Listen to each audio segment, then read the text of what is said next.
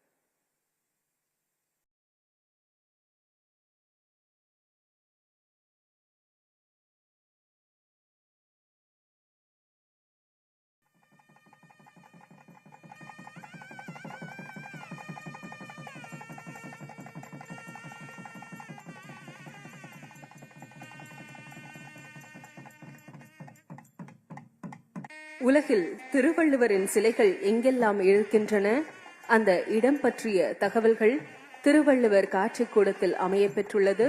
அதனையும் பார்வையிட்டு வருகிறார்கள் மாண்புமிகு தமிழ்நாட்டின் முதலமைச்சர் அவர்கள்.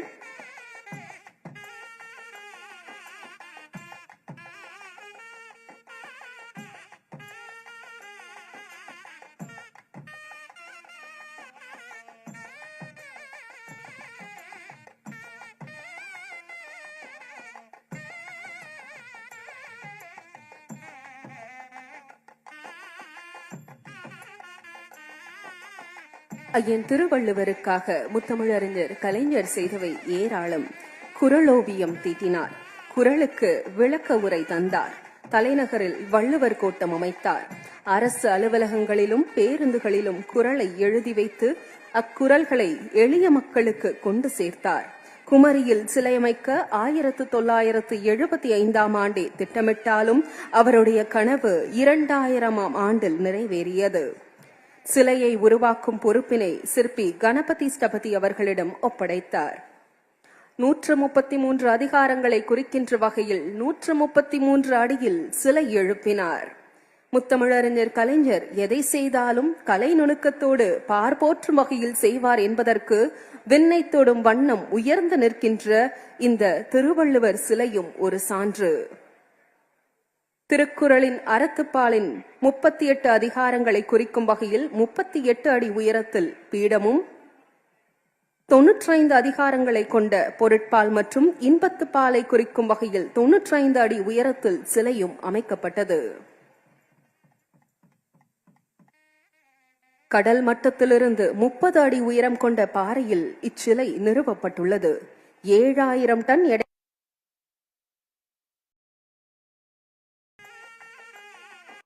இந்தியாவின் மற்ற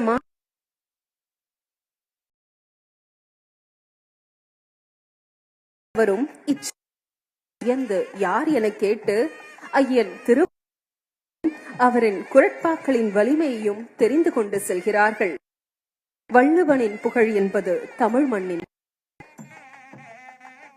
திருவள்ளுவர் காட்சிக்கூடத்தில் மாண்புமிகு தமிழ்நாடு முதலமைச்சர் திருவள்ளுவர் பற்றியும் திருக்குறள் சிறப்புகளையும் பேசும் சிறப்பு காணொளியை பார்வையிட உள்ளார்கள்.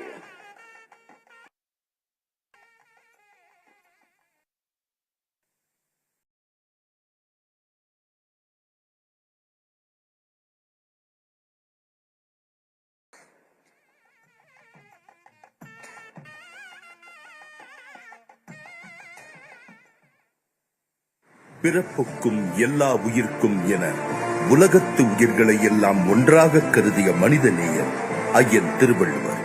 அவர் அளித்த திருக்குறளே திராவிடர்களுக்கு ஒழுக்க நூல் என்றார் ஐயா பெரியார். உலக பொதுமறை தந்த ஐயனுக்கு முக்கடல் சங்கமிக்கும் கன்னியாகுமரியிலே திருவுருவச் சிலைதரை நிறுவ வேண்டும் என்று சிந்தித்தார் ஐந்தமிழறிஞர் கலைஞர். சிந்தனை சிலையாக காட்சி தர 25 ஆண்டுகள் ஆயின. வள்ளுவர் சிலை எடுத்தும் 25 ஆண்டுகள் ஆகிவிட்டன. அந்த வெள்ளி விழாவை இப்போது நாம் வெற்றிகரமாக கொண்டாடுகிறோம். 1975 டிசம்பர் 31 அன்று கலைஞர் தலைமையில் நடைபெற்ற அமைச்சரவை கூட்டத்தில் ஐயன் சிலை அமைக்க முடிவு செய்யப்பட்டது. 1979 ஏப்ரல் 15 அன்று கன்னியாகுமரியில் நடைபெற்ற அரசு விழாவில் பிரதமர் மொரார்ஜி தேசாய் அடிக்கல் நாட்டினார். 1990 133 அடி உயர கற்சிலை அமைக்கப்படும் என அறிவித்தார் கலைஞர். அதே ஆண்டு ஜூலை மாதத்தில் கணபதி ஸ்தபதிக்கு பணியாணை வழங்கினார்.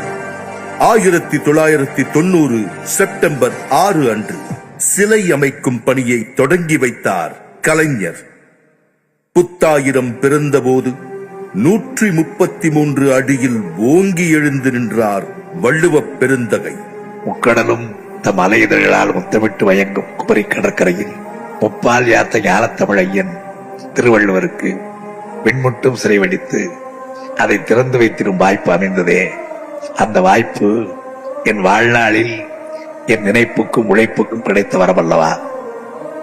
வடக்கே இமயத்தில் சேரன் கொடி பறந்த அந்த காட்சியை தென்குமரி கடலில் இருந்து திமிர்ந்த ஞானச்செருக்கோடு பார்க்கிறார் வான் புகழ் கொண்ட வள்ளுவர்.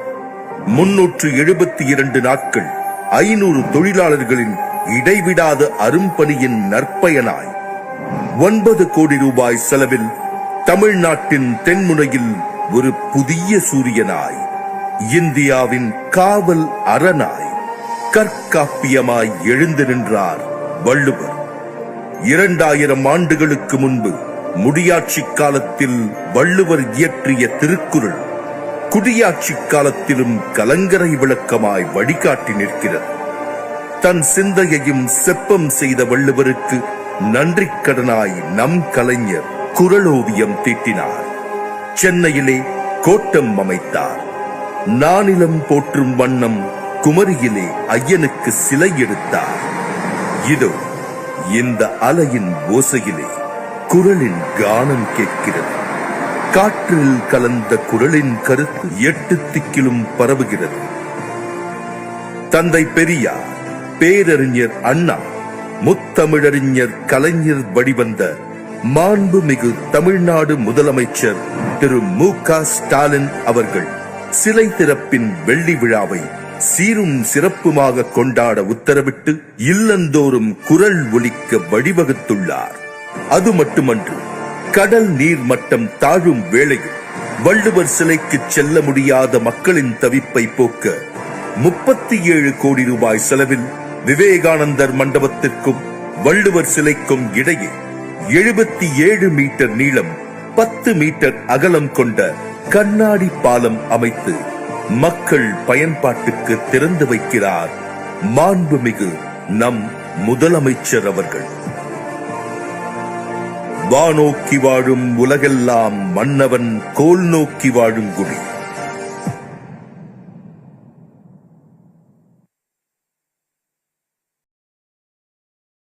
வாழ்க வள்ளுவர் புகழ். மனித சமுதாயத்திற்கு வாழும் வழியை 2000 ஆண்டுகளுக்கு முன்பே எடுத்துச் சொன்ன அறிவு பெட்டகம் திருவள்ளுவர்.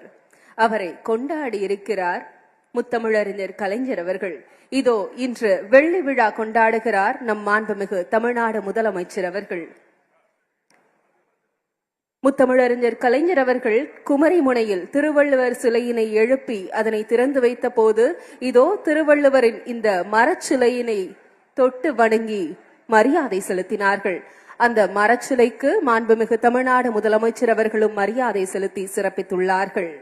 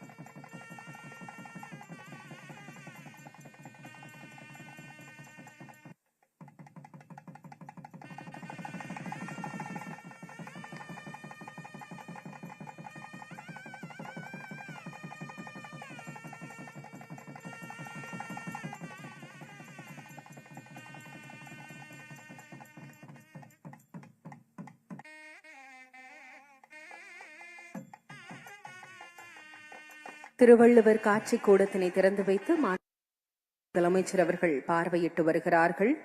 1956 தன்னுடைய முரசொலி வார இதழில் முதன்முறையாக குறளோவியம் எழுதினார்கள் முத்தமிழறிஞர் கலைஞர் அவர்கள்.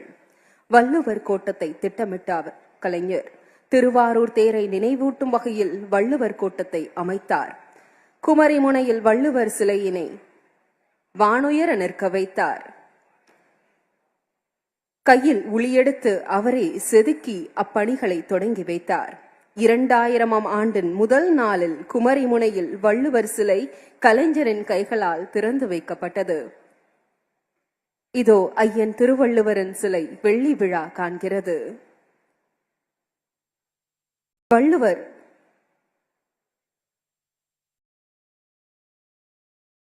வள்ளுவரை கொண்டாடி வருகிறோம் வெள்ளி விழாவாக. வள்ளுவர் சிலையை பற்றி கலைஞர் குறிப்பிடும் போது அலையும் வலையும் அசையலாம், நாம் கட்டியுள்ள சிலை அசையாது என்றார். கலைஞரையும் திருவள்ளுவரையும் பிரித்து பார்க்க முடியாது. தமிழ் இருக்கும் வரை திருக்குறள் இருக்கும், திருக்குறள் இருக்கும் வரை கலைஞரின் புகழ் இருக்கும். 25 ஆண்டுகளுக்கு முன்னால் இத்தகைய நவீன இயந்திரங்கள் இல்லாத சமயங்களிலேயே 133 அடிக்கு கன்னியாகுமரி கடல் நடுவே வள்ளுவனுக்கு சிலை வடிப்பது என்பது சாதாரண செயல் அல்ல. 1990 தொடங்கிய இச்சிலை அமைக்கும் பணி 1993 வரை நடைபெற்று 2000ஆம் ஆண்டில் இதே நாளில் 25 ஆண்டுகளுக்கு முன்பு திறந்து வைக்கப்பட்டது.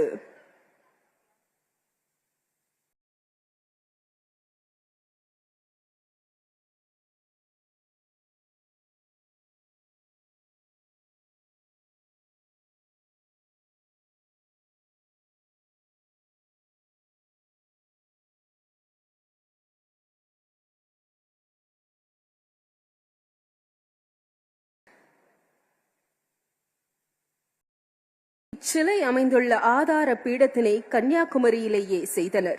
சுற்றுச்சுவர் செய்வதற்காக அம்பாசமுத்திரம் பகுதியிலிருந்து கற்களை எடுத்து வந்தனர். வள்ளுவர் சிலை சென்னையில் செய்யப்பட்டது.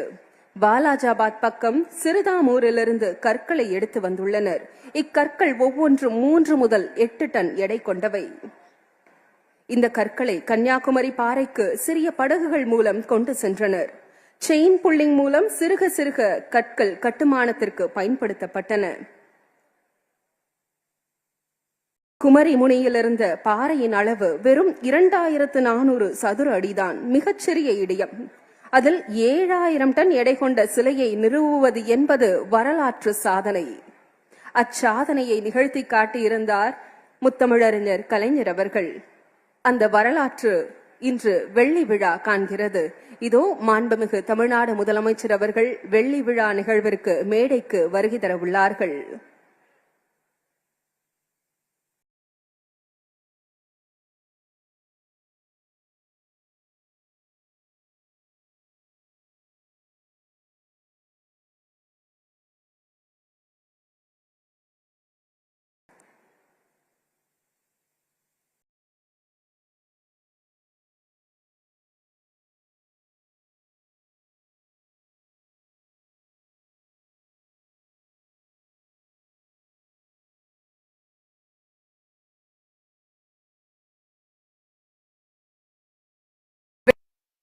மாண்புமிகு தமிழ்நாடு வருகை தந்து கொண்டிருக்கிறார்கள்.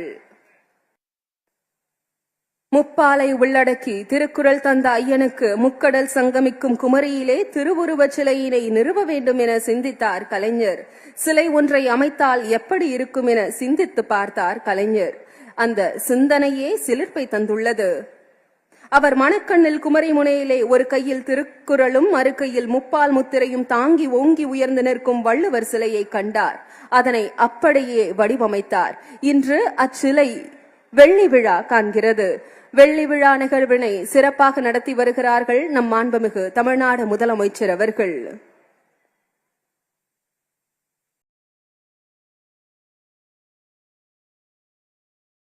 மாண்புமிகு தமிழ்நாடு முதலமைச்சர் அவர்களுக்கு சிறப்பான வரவேற்பு அளிக்கப்படுகிறது.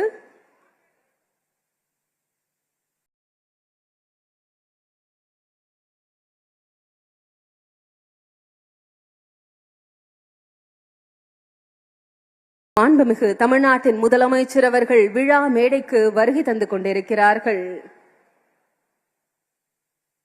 முறை செய்து காப்பாற்றும் மன்னவன் மக்கட்கு இறையென்று வைக்கப்படும். நீதி நெறியுடன் அரசு நடத்தி மக்களை காப்பாற்றும் ஆட்சியாளர்தான் மக்களுக்கு தலைவன் என போற்றப்படுவான். அப்படி மக்களால் தலைவராக போற்றப்படும் நம் மாண்புமிகு தமிழ்நாடு முதலமைச்சர் அவர்களை இந்த வெள்ளி விழா நிகழ்விற்கு வருக வருக என உங்களின் பலத்த கரவொலியுடன் அன்புடன் வரவேற்கிறோம்.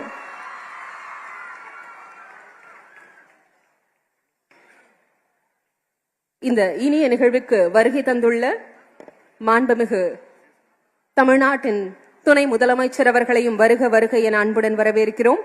சிறப்பு விருந்தினர்கள் தவ திரு குன்றக்குடி பொன்னம்பல அடிகளார் அவர்கள், சிறப்பு விருந்தினர் கவிப்பேரரசு வைரமுத்து அவர்கள், மாண்புமிகு அமைச்சர் பெருமக்கள், மதிப்பிற்குரிய தமிழ்நாடு அரசின் தலைமை செயலாளர் அவர்கள், மதிப்பிற்குரிய நாடாளுமன்ற சட்டமன்ற உறுப்பினர்கள், இங்கு வருகை தந்துள்ள தமிழ் ஆர்வலர்கள், ஆசிரிய பெருமக்கள், அரசு உயர் அலுவலர்கள், மாணவ மாணவிகள், பொதுமக்கள் என உங்கள் அனைவரையும் வருக வருக என அன்புடன் வரவேற்கிறோம்.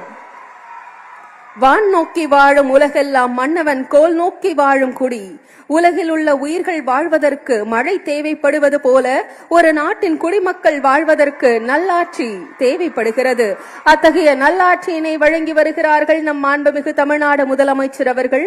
தற்போது நிகழ்ச்சியின் தொடக்கமாக தமிழ்தாய் வாழ்த்து அனைவரும் எழுந்து நிற்கும்படி அன்புடன் கேட்டுக்கொள்கிறோம். பாடுவோர் திருநெல்வேலி அரசு இசைப்பள்ளியை சேர்ந்தவர்கள். நிலமடந்த கெளிலொழுகும் சீராரும் வதனமென திகழ் பரத கண்டமிதில் தெக்கணமும் மதிர் சிறந்த திராவிடனல் திருநாடும் தக்க சிறு பிறை நுதலும் தரித்தனரும் திலகமுமே அத்திலக வாசனை போல் அனைத்துலகும் இன்பமுற எத்திசையும் புகழ் மணக்க இருந்த பெரும் தமிழனங்கே தமிழனங்கே உன் சீரிலமை திறம்பியந்த செயல் மறந்து வாழ்த்துதுமே வாழ்த்துதுமே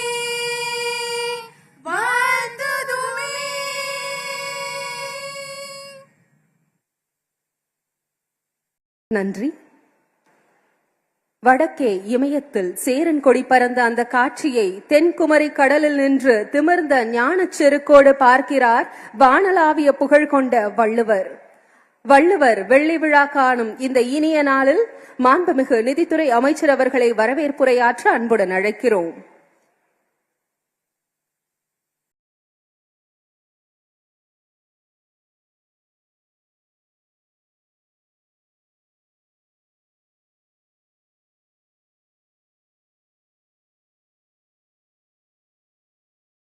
பொங்குதன் குமரி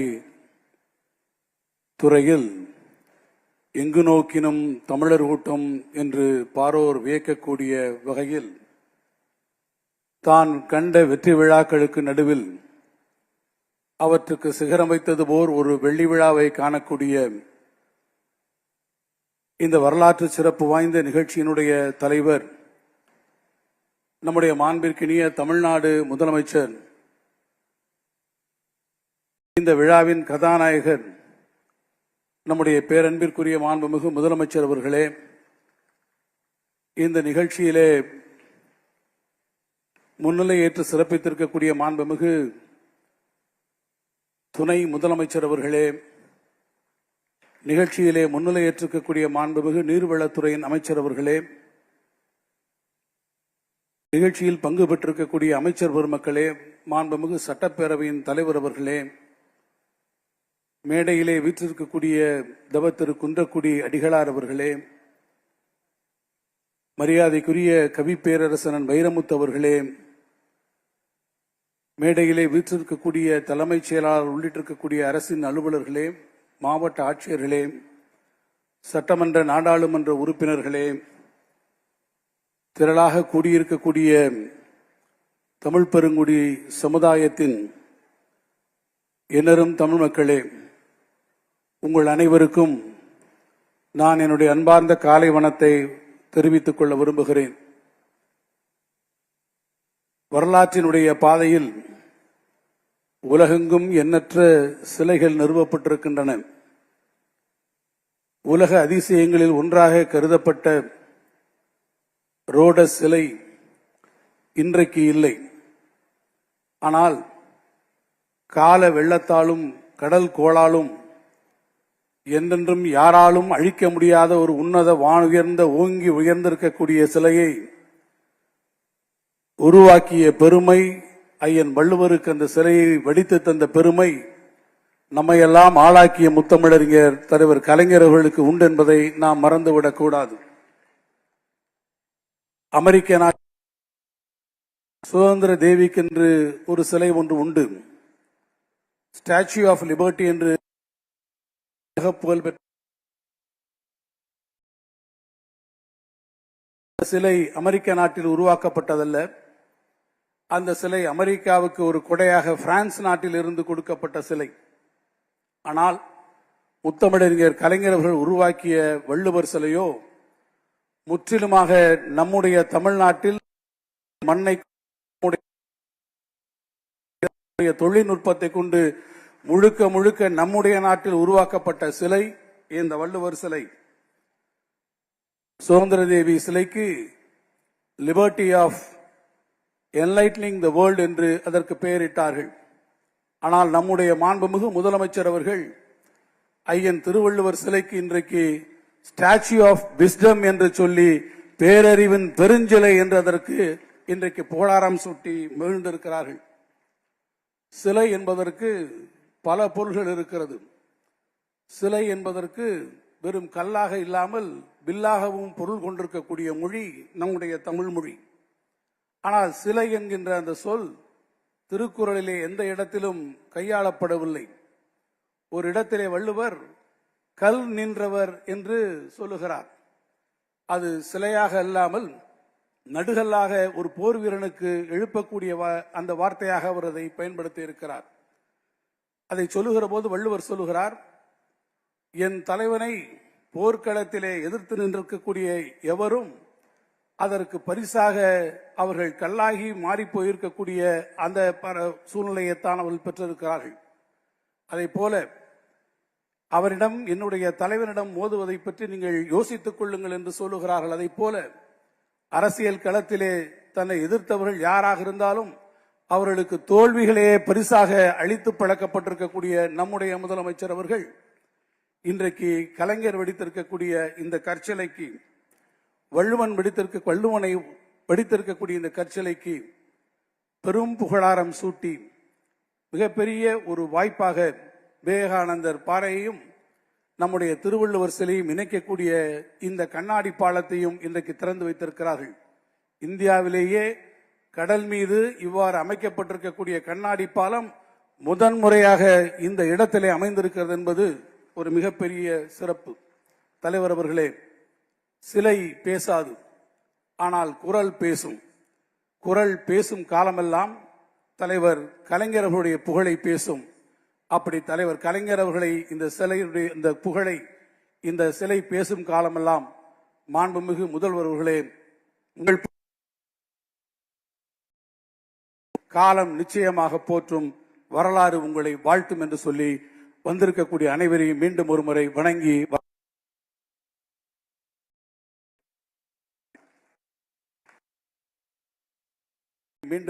வணங்கி வரவேற்று அமைகிறேன். நன்றி, வணக்கம்.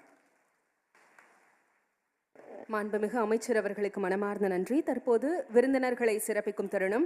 மாண்புமிகு தமிழ்நாடு முதலமைச்சர் அவர்களுக்கு மாண்புமிகு நிதி, சுற்றுச்சூழல், காலநிலை மாற்றத்துறை அமைச்சர் அவர்களும் மதிப்பிற்குரிய கன்னியாகுமரி மாவட்ட ஆட்சியர் அவர்களும் இணைந்து நினைவு பரிசு வழங்கி சிறப்பிக்க உள்ளார்கள். நெஞ்சுக்கு நெருக்கமானவர் வள்ளுவர்.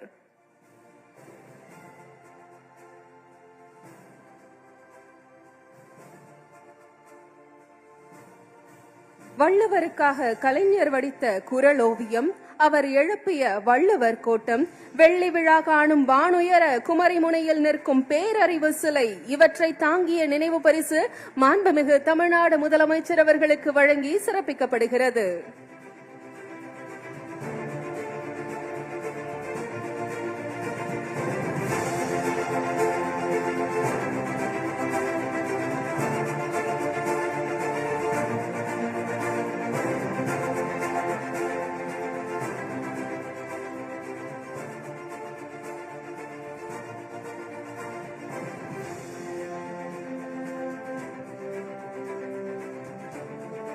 மாண்புமிகு தமிழ்நாடு துணை முதலமைச்சர் அவர்களுக்கு மாண்புமிகு நிதி அமைச்சர் அவர்களும் கன்னியாகுமரி மாவட்ட ஆட்சியர் அவர்களும் இணைந்து தற்போது நினைவு பரிசு வழங்கி சிறப்பிப்பார்கள். ஸ்டாச்சு ஆஃப் விஸ்டம், பேரறிவு சிலை இங்கு மாண்புமிகு தமிழ்நாடு முதலமைச்சர் அவர்களுக்கு நினைவு பரிசாக வழங்கி சிறப்பிக்கப்படுகிறது.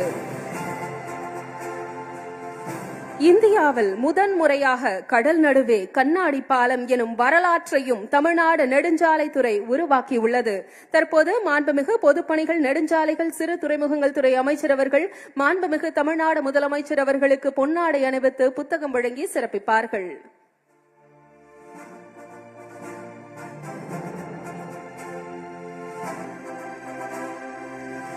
மாண்புமிகு தமிழ்நாடு துணை முதலமைச்சர் அவர்களுக்கும் பொன்னாடை அணிவித்து புத்தகம் வழங்கி சிறப்பிக்கப்படுகிறது.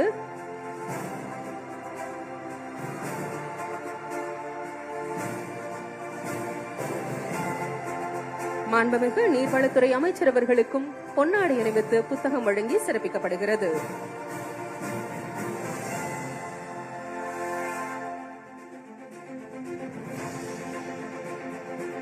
தற்போது மாண்புமிகு தமிழ்நாடு முதலமைச்சர் அவர்களுக்கு மாண்புமிகு தமிழ் வளர்ச்சி மற்றும் செய்தித்துறை அமைச்சர் அவர்கள் நினைவு பரிசு வழங்கி சிறப்பிக்க உள்ளார்கள்.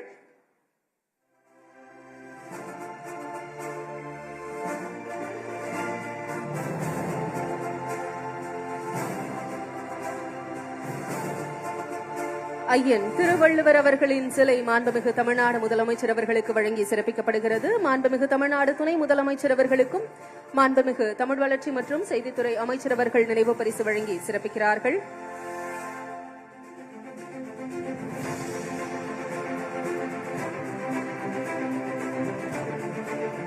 வெள்ளி விழா நிகழ்வின் சிறப்பு விருந்தினர்களுக்கும் நினைவு பரிசு வழங்கி சிறப்பிக்கப்பட உள்ளது. தவத்திரு குன்றக்குடி பொன்னம்பல அடிகளார் அவர்களுக்கும் நினைவு பரிசு வழங்கி சிறப்பிக்கிறார்கள் மாண்புமிகு தமிழ் வளர்ச்சித்துறை அமைச்சர் அவர்கள்.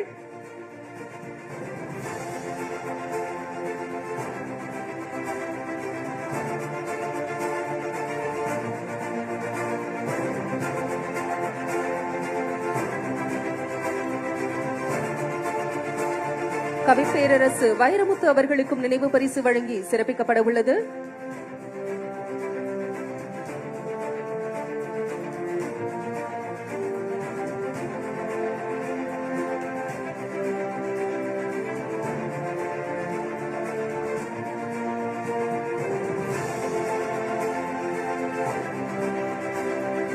தற்போது அனைத்து சிறப்பு விருந்தினர்களுக்கும் தமிழ் வளர்ச்சித்துறையின் செயலாளர் அவர்கள் நினைவு பரிசு வழங்கி சிறப்பிப்பார்கள். மாண்புமிகு அமைச்சர் பெருமக்கள் உள்ளிட்ட அனைத்து சிறப்பு விருந்தினர்களுக்கும் செயலாளர் அவர்கள் நினைவு பரிசு வழங்கி சிறப்பிக்கிறார்கள்.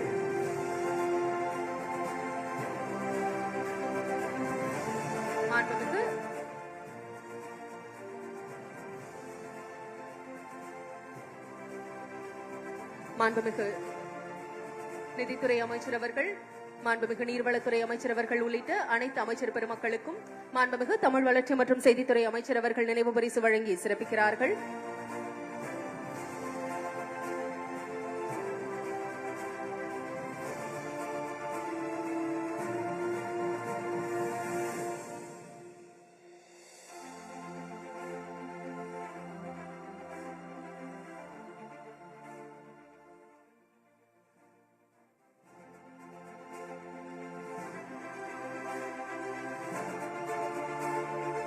அனைத்து அமைச்சர் பெருமக்களுக்கும் மாண்புமிகு தமிழ் வளர்ச்சி மற்றும் செய்தித்துறை அமைச்சர் அவர்கள் நினைவு பரிசு வழங்கி சிறப்பிக்கிறார்கள். மாண்புமிகு பொதுப்பணிகள் மற்றும் நெடுஞ்சாலைகள் துறை அமைச்சர் அவர்களுக்கும் பொன்னாடை அணிவித்து நினைவு பரிசு வழங்கி சிறப்பிக்கப்படுகிறது.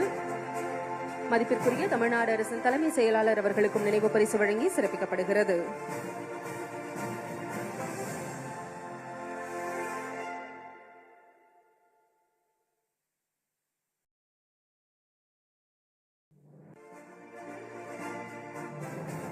நன்றி. ஐயன் திருவள்ளுவர் சிலை 2000ஆம் ஆண்டில் கலைஞர் போது அதில் பங்கேற்று கவி பாடியவர்.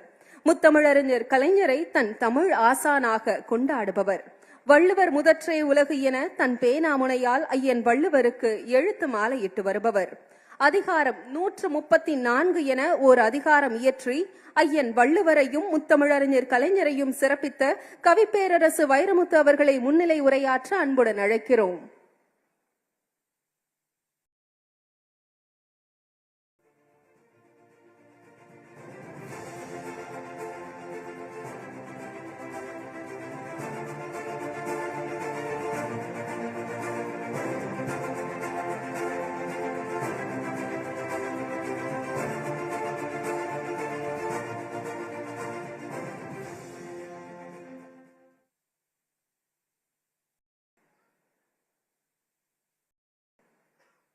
தமிழ்நாட்டின் மாண்புமிகு முதலமைச்சர்,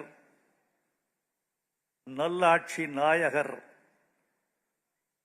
மாண்புமிகு முத்துவேல் கருணாநிதி ஸ்டாலின் அவர்களே, அருமை இளவல் துணை முதலமைச்சர் உதயநிதி ஸ்டாலின் அவர்களே, மேடையில் அமர்ந்திருக்கிற மேன்மைக்குரிய அமைச்சர் பெருமக்களே, சான்றோர்களே, பெரியோர்களே, நண்பர்களே, கண்ணுக்கு கண்ணான மாணவ கண்மணிகளே, ஊடகத்துறை நண்பர்களே, பாசத்திற்குரிய பத்திரிகையாளர்களே, உங்கள் அனைவருக்கும் எனது அன்பான வணக்கத்தை தெரிவித்துக் கொள்கிறேன். சில வரலாற்று சங்கமங்கள் இங்கே நிகழ்ந்து கொண்டிருக்கின்றன. வழக்கமாக சொல்லுவார்கள், ஒரு பூகோள சங்கமம், கடலியல் சங்கமம், வங்காள விரிகுடாவும் இந்திய பெருங்கடலும் அரபிக்கடலும் கூடிக்கலக்கிற சங்கமம் என்று ஒரு சங்கமம் இங்கே நிகழ்ந்து கொண்டே இருக்கிறது. இன்று தமிழோடு தமிழர்களும் தமிழர்களோடு தமிழும் கூடிக்கலக்கிற ஒரு சங்கமம் நிகழ்ந்து கொண்டிருக்கிறது. அதைவிட முக்கியமான ஒரு சங்கமத்தை பார்க்கிறேன். தமிழுக்கு அதிகாரம் தந்தவர் வள்ளுவ பேராசான், தமிழ்நாட்டுக்கு அதிகாரம் தந்தவர் எங்கள் தளபதி ஸ்டாலின். தமிழின் அதிகாரமும் தமிழர்களின் அதிகாரமும் இன்றை ஒன்று கூடுகிற ஒரு சங்கமத்தை இந்த மேடையிலே பார்க்கிறேன். கண்ணுக்கு இனிமையான காட்சியாக இந்த திருவிழா நிகழ்ந்து கொண்டிருக்கிறது. நான் இந்த நேரத்தில் 2 பேருக்கு நன்றி சொல்ல கடமைப்பட்டிருக்கிறேன். முதல் நன்றி என் தமிழ் ஆசான் முத்தமிழறிஞர் கலைஞர் அவர்களுக்கு. திருவள்ளுவர் சிலை எடுப்பித்த அந்த திருநாளில் என்னையும் ஒரு பொருட்டாக கருதி கவியரங்கத்தில் கலந்து கொள்ள பணித்தவர் 1/4 நூற்றாண்டுக்கு முன்னால் கலைஞர் அவர்கள். இதோ 1/4 நூற்றாண்டுக்கு பின்னால் வள்ளுவர் சிலையின் வெள்ளி விழா நடந்து கொண்டிருக்கிற இந்த காலகட்டத்தில் நீயும் வா என்று என்னை அழைத்தாரே எங்கள் முதலமைச்சர் தளபதி ஸ்டாலின் அவர்கள். அவருக்கும் நான் நன்றி கடன் பட்ட கடமைப்பட்டிருக்கிறேன். மிக அழகாக ஒரு பெயர் வைத்திருக்கிறீர்கள், பேரறிவு சிலை என்று. அந்த பேரறிவு சிலை என்ற பெயரை சூட்டியதற்காகவே வரலாறு உங்களை வணங்கும் என்று தெரிவித்துக் கொள்கிறேன். சாதாரணமல்ல தோழர்களே, ஒவ்வொரு நாட்டுக்கும் ஒரு அடையாளம் உண்டு, ஒரு குடும்பத்துக்கு ஒரு அடையாளம் உண்டு, மனிதனுக்கு அடையாளம் உண்டு, நிறுவனங்களுக்கு அடையாளம் உண்டு, கட்சிக்கு அடையாளம் உண்டு. தமிழ்நாட்டுக்கு சில அடையாளங்கள் உண்டு. நில அடையாளம், வடவேங்கடம், தென்குமரி ஆயிடை, தமிழ்கூறு, நல்லுலகம் என்று தொல்காப்பியரால் குறித்து சொல்லப்பட்ட நில அடையாளம். அதையேதான் பாரதி நீலத் திரைக்கடல் ஓரத்திலே நின்று நித்தம் தவம் செய்யும் குமரி எல்லை, வட மாலவன் குன்றம் இவற்றிடையே புகழ் மண்டி கிடக்கும் தமிழ்நாடு என்று நில அடையாளம் சொன்னால், தமிழர்களின் கலை அடையாளம் எதுவென்று கேட்டால், என்னை பொறுத்து நான் சொல்வது தமிழர்களின் கலை அடையாளம் தஞ்சை பெருவுடையார் கோயில் என்று உறுதியாக சொல்லுவேன். தமிழர்களின் மொழி அடையாளம் தமிழ், தமிழர்களின் அறிவடையாளம் என்று சொன்னால் அது எங்கள் ஆசான் வள்ளுவ பேராசால் வகுத்து கொடுத்த திருக்குறள் தான் தமிழர்களின் ஞான அடையாளம், அறிவு அடையாளம் என்று சொல்லுவேன். இந்த திருக்குறளை ஏன் இப்படி கொண்டாடுகிறோம்? 2000 ஆண்டுகளாய் அருந்து போகாத தொடர்ச்சியாய், புதைந்து போகாத பேரறிவாய், கரைந்து போகாத ஒரு நீர்மமாய் இருக்கக்கூடிய இந்த திருக்குறளுக்கு ஏன் இவ்வளவு பெருமை என்று கேட்டால், ஒன்றை சொல்ல வேண்டும் என்று ஆசைப்படுகிறேன். இந்திய அரசமைப்பு சட்டம் எழுதப்பட்டு 75 ஆண்டுகள் முடிந்து விட்டன. இந்த 75 ஆண்டுகளில் இந்திய அரசமைப்பு சட்டம் எனக்கு தெரிந்த தகவலின்படி 101 முறை திருத்தப்பட்டிருக்கிறது. 75 ஆண்டுகளில் 101 முறை திருத்தப்பட்டிருக்கிறது. இந்தியாவின் அரசமைப்பு மேதைகளாலும் சட்ட வல்லுநர்களாலும் சமுதாய அக்கறை மிக்கவர்களாலும் ஆங்கில பேராசன்களாலும் உலக அரசமைப்பை கரைத்து பிடித்த பெருமக்களாலும் இயற்றப்பட்ட அரசமைப்பு 101 முறை திருத்தப்பட்டிருக்கிறது. எழுதப்பட்டு 2000 ஆண்டுகளுக்கு பிறகும் கூட திருக்குறள் ஒரு திருக்குறளை மாற்றவில்லை, ஒரு சீரை மாற்றவில்லை, ஓர் அசையை மாற்றவில்லை, ஓர் எழுத்தை மாற்றவில்லை. 2000 ஆண்டுகளாக எங்கள் திருக்குறள் திருத்தப்படாத பெருமையில் இருக்கிறது. ஆனாலும் அந்த திருக்குறளை நான் ஓர் அனாதை அறிவு என்றுதான் சொல்லுவேன். எல்லா நூல்களுக்கும் மதத்தின் ஆதரவு இருந்தது. எல்லா மெய்நூல்களுக்கும் அரசாங்கத்தின் ஆதரவு இருந்தது. மதத்தின் ஆதரவு இல்லாமல், அரசாங்கத்தின் ஆதரவு இல்லாமல், ஓர் அரசனின் ஆசீர்வாதம் இல்லாமல் எந்த ஒரு பெரிய மெய்நூலும் இந்த உலகத்தில் நிலை பெற்றதாய் தகவல் இல்லை.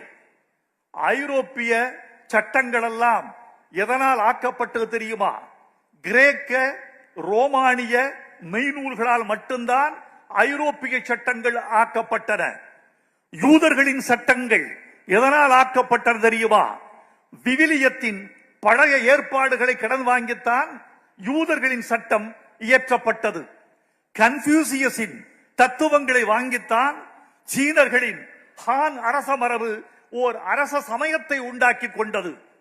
திருக்குர்ஆனின் திருவசனங்கள் பலவற்றை இஸ்லாம் தனது சட்டமாக ஏற்றுக்கொண்டது. அசோக சக்கரவர்த்தி பௌத்த நெறிகளின் பல கூறுகளை சட்டங்களாக நிறைவேற்றிக் கொண்டார்.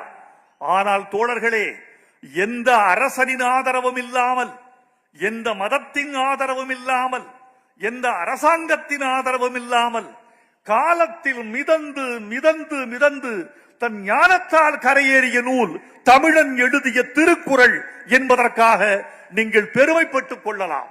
அறம்தான் அடிப்படை, எல்லாவற்றுக்கும் அடிப்படை அறம். அறத்தான் எல்லா உயிர்களும் எதற்கு ஆசைப்படுகின்றன?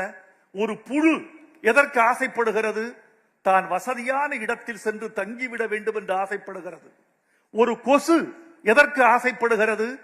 தான் சிதைக்கப்படாத ஒரு முட்டை இனிமேல் உட்கார்ந்து விட வேண்டும் என்று கொசு ஆசைப்படுகிறது. ஒரு பறவை ஏன் ஆசைப்படுகிறது? நனையாத, சூடு ஆகாத ஒரு கூட்டுக்குள் தன்னை அடைத்துக் கொள்ள வேண்டும் என்று ஆசைப்படுகிறது. மனிதன் இன்பத்துக்கு ஆசைப்படுகிறார். எல்லா உயிர்களும் இன்பத்தில் பிறந்து, இன்பத்தில் வளர்ந்து, இன்பத்துக்காக ஏங்கி, இன்பத்தில் மடிந்து, துன்பத்தில் முடிந்து போகிறதுதான் உயிர்களின் ஆக்கமும் நீக்கமும். ஆனால் வள்ளுவ பெருமகன் சொன்னார், இன்பம் வேண்டும் தான், இன்பத்தை தவிர்க்கவில்லை. ஆனால் ஒன்று சொல்லுகிறேன், எது இன்பம் தெரியுமா? அறத்தான் வருவதே இன்பம், மற்றெல்லாம் புறத்த புகழும் இல்லை. அறத்தான் வருவது. எந்த இன்பத்தையும் அறத்தின் வழி ஈட்டு, அறத்தின் வழி எட்டு என்றுதான் சொல்லியிருக்கிறார். உலகத்தின் மிகப்பெரிய சாணக்கியர் என்று சொல்லப்படுகிற அர்த்த சாஸ்திரம் எழுதிய கௌடில்யர் விலை மகளிர்களுக்கு ஊதியம் நியமித்திருக்கிறார். முதல் தரம், இரண்டாம் தரம், மூன்றாம் தரம் என்று பிரித்து விலை மகளிருக்கு ஊதியம் நியமித்திருக்கிறார். உலகத்தின் மிகப்பெரிய அரசியல் சாஸ்திரம் என்று கருதப்படுகிற சாணக்கியரின் கௌடில்யத்தில். ஆனால் எங்கள் ஆசான் வள்ளுவன் முதலில் ஒரு புரட்சி செய்தான். இந்த பரட்சமை என்ற உலகத்தின் பழைய தொழிலை தூக்கி எறிந்தான். கண்டித்தான். இருட்டறையில் ஏதில் பிணந்தெழியற்று பொருட்பெண்டிர் பொய்மை முயக்கம் என்று சொன்ன ஒரு புரட்சியாளன் நம்முடைய வள்ளுவ பெருமகன். மாக்கியவல்லியை பற்றி பெரிதாக சொல்லுவார்கள். தி பிரின்ஸ் 1513 இயற்றப்பட்ட இத்தாலியின் மாக்கியவல்லியின் தி பிரின்ஸ் என்று சொல்லக்கூடிய அரசியல் நூல். அந்த அரசியல் நூலை பிரித்து பார்க்கிற போது அரசனுக்கு அவன் இலக்கணம் சொல்ல வருகிறவன் சொல்லுகிறான், எந்த அரசனாக இருந்தாலும் மிருகத்தின் குணங்களை கற்றுக்கொள்ள வேண்டும். எனக்கு ஆச்சரியமாக இருந்தது. மாக்கியவெல்லியா இப்படி சொல்லுகிறார். உலகத்தின் ஐரோப்பாவின் மிகச்சிறந்த அரசியல் நூல் என்று பாராட்டப்படுகிற மாக்கியவெல்லியின் தி பிரின்ஸ் இப்படி சொல்லுகிறது, ஓர் அரசன் என்ன செய்ய வேண்டும்? மிருகங்களின் குணத்தை கற்றுக்கொள்ள வேண்டும். மிருகங்களின் குணத்தை அவன் கற்றுக்கொள்ள வேண்டும் என்றால் அது குள்ள நரியா சிங்கமா என்பதை அவனே தீர்மானித்துக் கொள்ள வேண்டும். இது மாக்கியவெல்லியின் அரசியல் நூல். எங்கள் அரசியல் பேராசான் திருவள்ளுவர் சொல்லுகிறார், தோழர்களே, அரசன் எப்படி தெரியுமா இருக்க வேண்டும்? நான் பெருமைக்காக சொல்லவில்லை தோழர்களே, இப்படி அரசாட்சிக்கு இலக்கணம் வகித்த ஒரே ஒரு பேராசான் வடமொழியில் இல்லை, ஐரோப்பாவில் இல்லை, அமெரிக்காவில் இல்லை, உலகத்தின் எந்த அரசியல் நூலிலும் இல்லை. முறை செய்து காப்பாற்றும் மன்னவன் மக்கட்கு இறை என்று வைக்கப்படும். கடவுள் தனியா இல்ல. கடவுள் யார் தெரியுமா? எங்கள் அரசன் தான் கடவுள். அவன் எப்படி தெரியுமா கடவுள்? முறை செய்து காப்பாற்றும் மன்னவன் மக்கட்கு இறை என்று வைக்கப்படும். அப்படி பார்த்தால் வள்ளுவன் வகுத்து கொடுத்த பெருவழியில் அறவழியில் இன்றைக்கு தமிழ்நாட்டு அரசாட்சி நடந்து கொண்டிருப்பதை பார்த்து இந்தியா எங்கள் முதலமைச்சரை திரும்பி நின்று பார்த்து வாழ்த்துகிறது. உலகத்தின் எல்லா பூச்செடிகளிலும் பூக்கிற பூக்களை கொண்டு வந்து தொடுத்து ஸ்டாலின் அவர்களின் தோளுக்கு அணிவித்தால் கூட அது பிழை இல்லை, அதில் ஒன்றும் குறையில்லை என்று நான் கருதுகிறேன். இன்றைக்கு நீங்கள் செய்திருக்கிற காரியங்கள் மகளிரை உயர்த்தி பிடிக்கிற ஒரு அரசாட்சி தான் நீண்டு நிலைக்கும் என்பது திண்ணமாக சொல்ல முடியும். பெண்களை மையப்படுத்துகிற இலக்கியம் வெல்லும், பெண்ணை மையப்படுத்துகிற குடும்பம் வெல்லும், பெண்ணை மையப்படுத்துகிற இதிகாசம் நிலைக்கும், பெண்ணை மையப்படுத்துகிற அரசாட்சி நிலைக்கும். இன்றைக்கு பெண்கள் தமிழ்நாட்டு பெண்களைப் போல இந்திய பெண்கள் யாரும் இவ்வளவு மகிழ்ச்சியாகவும் நிறைவாகவும் திறமாகவும் திடமாகவும் இல்லை என்ற நல்லாட்சியை எங்களுடைய முத்துவேல் கருணாநிதி ஸ்டாலின் அவர்கள் தமிழ்நாட்டுக்கு வழங்கிக் கொண்டிருக்கிறார். காட்சிக்கு எளியன் கடுஞ்சொல்லன் அல்லனேல் மீக்கூறும் மன்ன நிலம். நேற்று அவர் தூத்துக்குடியில் இறங்குகிறார். இறங்கி காரை விட்டு இறங்கி சாலையில் நடக்கிறார். ஒரு கடையில் தேநீர் குடிக்கிறார். இருபக்கமும் மக்கள் திரண்டிருக்கிறார்கள். இவர் உள்ளங்கையை தொட்டு பார்க்க வேண்டும் என்று ஆசைப்படுகிறார்கள். இவரும் முடிந்த வரைக்கும் தன் ஸ்பரிசத்தை கொடுக்கிறார். ரொம்ப முக்கியமானது, ஓர் அரசனை தொட்டு பார்க்க வேண்டும் என்று குடிமக்கள் விரும்புவது என்பது எளிமையான காரியம் அல்ல. சர்வாதிகாரியை தொட்டு பார்க்க விரும்ப மாட்டார்கள், கெட்டவனை தொட்டு பார்க்க விரும்ப மாட்டார்கள், தீய அரசாட்சி தருகிறவனை தொட்டு பார்க்க விரும்ப மாட்டார்கள். நல்லவர், கலைஞரின் மகன், வல்லவர், இப்போது முதலமைச்சராக இருக்கிறவர், தொடர்ந்து முதலமைச்சராக இருக்க போகிறவர் என்றெல்லாம் அந்த மக்கள் ஓடோடி வந்து அவர் உள்ளங்கையை தொட்டு பார்க்கிற போது நான் கலைஞரை நினைத்துக் கொண்டேன், ஐயா, உங்களை தொட்டு பார்க்க வேண்டும் என்று நாங்கள் விரும்பியது மாதிரி உங்கள் மகனை தொட்டு பார்க்க வேண்டும் என்று தமிழ்நாடு விரும்புகிறது. உங்கள் ஆட்சி நடந்து கொண்டிருக்கிறது என்று அவரை பாராட்டினேன். இந்த சபையை பார்த்தால் பேச்சை முடிக்காதே என்று உங்கள் சபை சொல்லுகிறது. ஆனால் முடித்துவிட வேண்டும் என்று என் நேர கட்டுப்பாடு என்னை நிர்பந்திக்கிறது. தோழர்களே, என்ன தெரியுமா காரணம்? இவ்வளவு பெரிய திருக்கூட்டம் திருவள்ளுவருக்கு கூடுவது அதிசயம். திருவள்ளுவர் மன்றங்கள் இருக்கின்றன. 20 பேர், 30 பேர், 40 பேர் என்று கூடுவார்கள். இன்னும் திருக்குறள் நாம் நினைத்த உயரத்திற்கு தன் எல்லையை தொடவில்லை என்பதை மாண்புமிகு முதலமைச்சர் அவர்களின் கவனத்திற்கு கொண்டு வருகிறேன். உலக புகழ்பெற்ற பைபிள் 2500 மொழிகளில் மொழிபெயர்க்கப்பட்டிருக்கிறது. அது மதம் சார்ந்தது. நம் திருக்குறள் மதம் சாராதது. அதற்கு மத பூச்சு பூசினால் திருவள்ளுவரின் கண்ணீரே அதை கழுவி விட்டுவிடும். அந்த காவியை அதுவே சலவை செய்து விட்டுவிடும். திருவள்ளுவரின் நேர்மையை, திருவள்ளுவருடைய உறுதியை யாரும் குறைத்து மதிப்பிட முடியாது. 2500 மொழிகளில் மொழிபெயர்க்கப்பட்டிருக்கிறது பைபிள். வெறும் 58 மொழிகளில் தான் மொழிபெயர்க்கப்பட்டிருக்கிறது திருக்குறள். போதாது. இந்த உலகத்தின் பெருமொழிகளிலெல்லாம் திருக்குறள் மேம்பட வேண்டும். இந்த நாட்டுக்கு வருகிற அயல் நாட்டு விருந்தினர் யாருக்கும் முதல் பரிசாக திருக்குறளின் ஆங்கில மொழிபெயர்ப்பு வழங்கப்பட வேண்டும் என்பது என் எண்ணம். இன்னும் சொல்ல போனால் திருக்குறள் தெரியாமல், திருக்குறளை எழுதாமல் யாரும் அரசு பணியில் சேர்ந்துவிட முடியாது என்ற நிச்சயமான ஒரு திட்டம் நேரடியாகவோ மறைமுகமாகவோ தமிழ்நாட்டுக்கு இருக்க வேண்டும் என்று நான் விரும்புகிறேன். திருவள்ளுவர் சிலையை வணங்குகிறேன். அந்த திருக்குறள் மீது எனக்கு ஒரு காதல். சின்ன வயதிலிருந்து எனக்கு ஒரு காதல். 12 வயதில் 1330 குறட்பாக்களையும் அசை பிரித்து எங்காவது தலை தட்டுகிறதா என்ற ஓர் அறைகூவலை எனக்கு நானே விடுத்துக் கொண்டு திருவள்ளுவரிடம் ஒவ்வொரு குறளாக தோற்றுக்கொண்டே வந்தேன். 1330 முறை திருவள்ளுவரிடம் நான் தோல்வியடைந்தேன். அந்த தோல்விதான் திருவள்ளுவர் மீது எனக்குரிய காதலை வளர்த்தது. இதே திருவள்ளுவர் சிலை மாமல்லபுரத்திற்கு பக்கத்தில் தரையில் கிடத்தப்பட்டு செதுக்கப்பட்டுக் கொண்டிருந்த போது அதன் தலையை தொட்டு பார்த்து தடவி இருக்கிறேன். நாசியை வருடி இருக்கிறேன். இதே விரல்களால் மீசையை தடவி இருக்கிறேன். தாடையை ஸ்பரிசித்திருக்கிறேன். மார்பில் என் விரல்கள் பறந்திருக்கின்றன. கால்களை தொட்டு வணங்கி இருக்கிறேன். இந்த திருவள்ளுவர் சிலையை கணபதி சபதி அவர்கள், என் ஆருயிர் கரை சகோதரர், அவர் செய்த பொழுது நான் தொட்டு தொட்டு தொட்டு பார்த்து மகிழ்ந்திருக்கிறேன். அந்த சிலையை இன்று வானளாவிய உயரத்துக்கு பார்க்கிறேன்.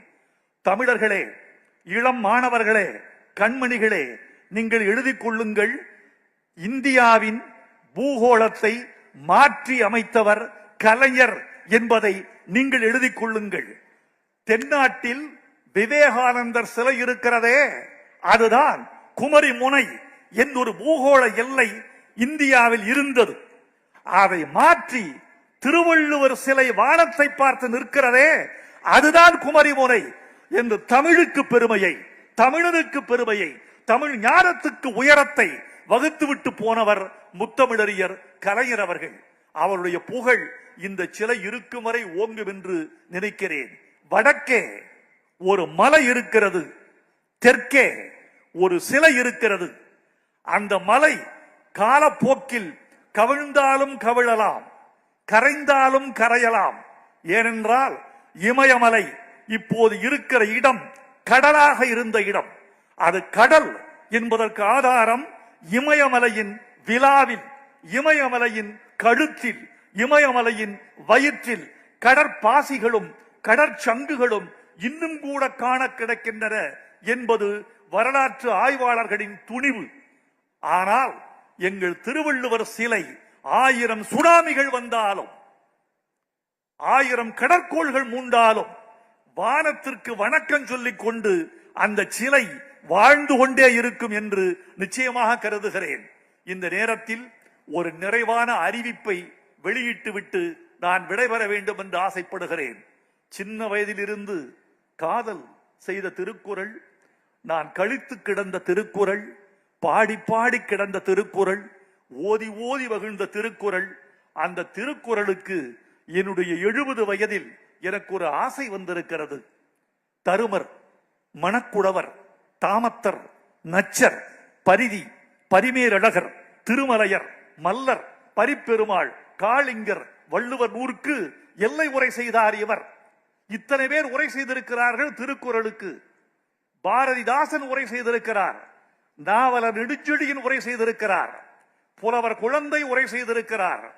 முத்தமிழறிஞர் கலைஞர் உரை செய்திருக்கிறார். இந்த நவீன உலகத்துக்கு 18 வயது பையனுக்கும் 18 வயது பெண்ணுக்கும் திருக்குறளை நவீன மொழியில் கொண்டு செலுத்துவதற்காக வைரமுத்துவாகிய நான் திருக்குறளுக்கு உரை எழுத வேண்டும் என்று தீர்மானித்திருக்கிறேன். உங்கள் வாழ்த்துக்களையே வரமாக கேட்கிறேன். வாழ்க திருவள்ளுவர், வாழ்க கலைஞர், வெல்க எங்கள் திராவிட பேரரசு நடத்தி கொண்டிருக்கிற ஸ்டாலின் அவர்களின் நல்லாட்சி. வணக்கம், நன்றி. கவிப்பேரரசு வைரமுத்து ஐயா அவர்களுக்கு மனமார்ந்த நன்றியினை தெரிவித்துக் கொள்கிறோம். 1973 குன்றக்குடி அடிகளாரால் துவங்கப்பட்ட திருக்குறள் பேரவை பின்னர் உலக திருக்குறள் பேரவையாக வளர்ந்து ஐயன் வள்ளுவரின் புகழை எட்டு திக்கும் பரப்பி வருகிறது. திருக்குறளுக்காகவும் திருவள்ளுவருக்காகவும் முத்தமிழறிஞர் கலைஞர் அவர்கள் மேற்கொண்ட பணிகளை பாராட்டும் வண்ணம் திருக்குறள் பேரொளி எனும் பட்டத்தை 2010ஆம் ஆண்டு கலைஞருக்கு வழங்கியது உலக திருக்குறள் பேரவை. தவ திரு குன்றக்குடி பொன்னம்பல அடிகளார் அவர்களை முன்னிலை உரையாற்ற அன்புடன் அழைக்கிறோம்.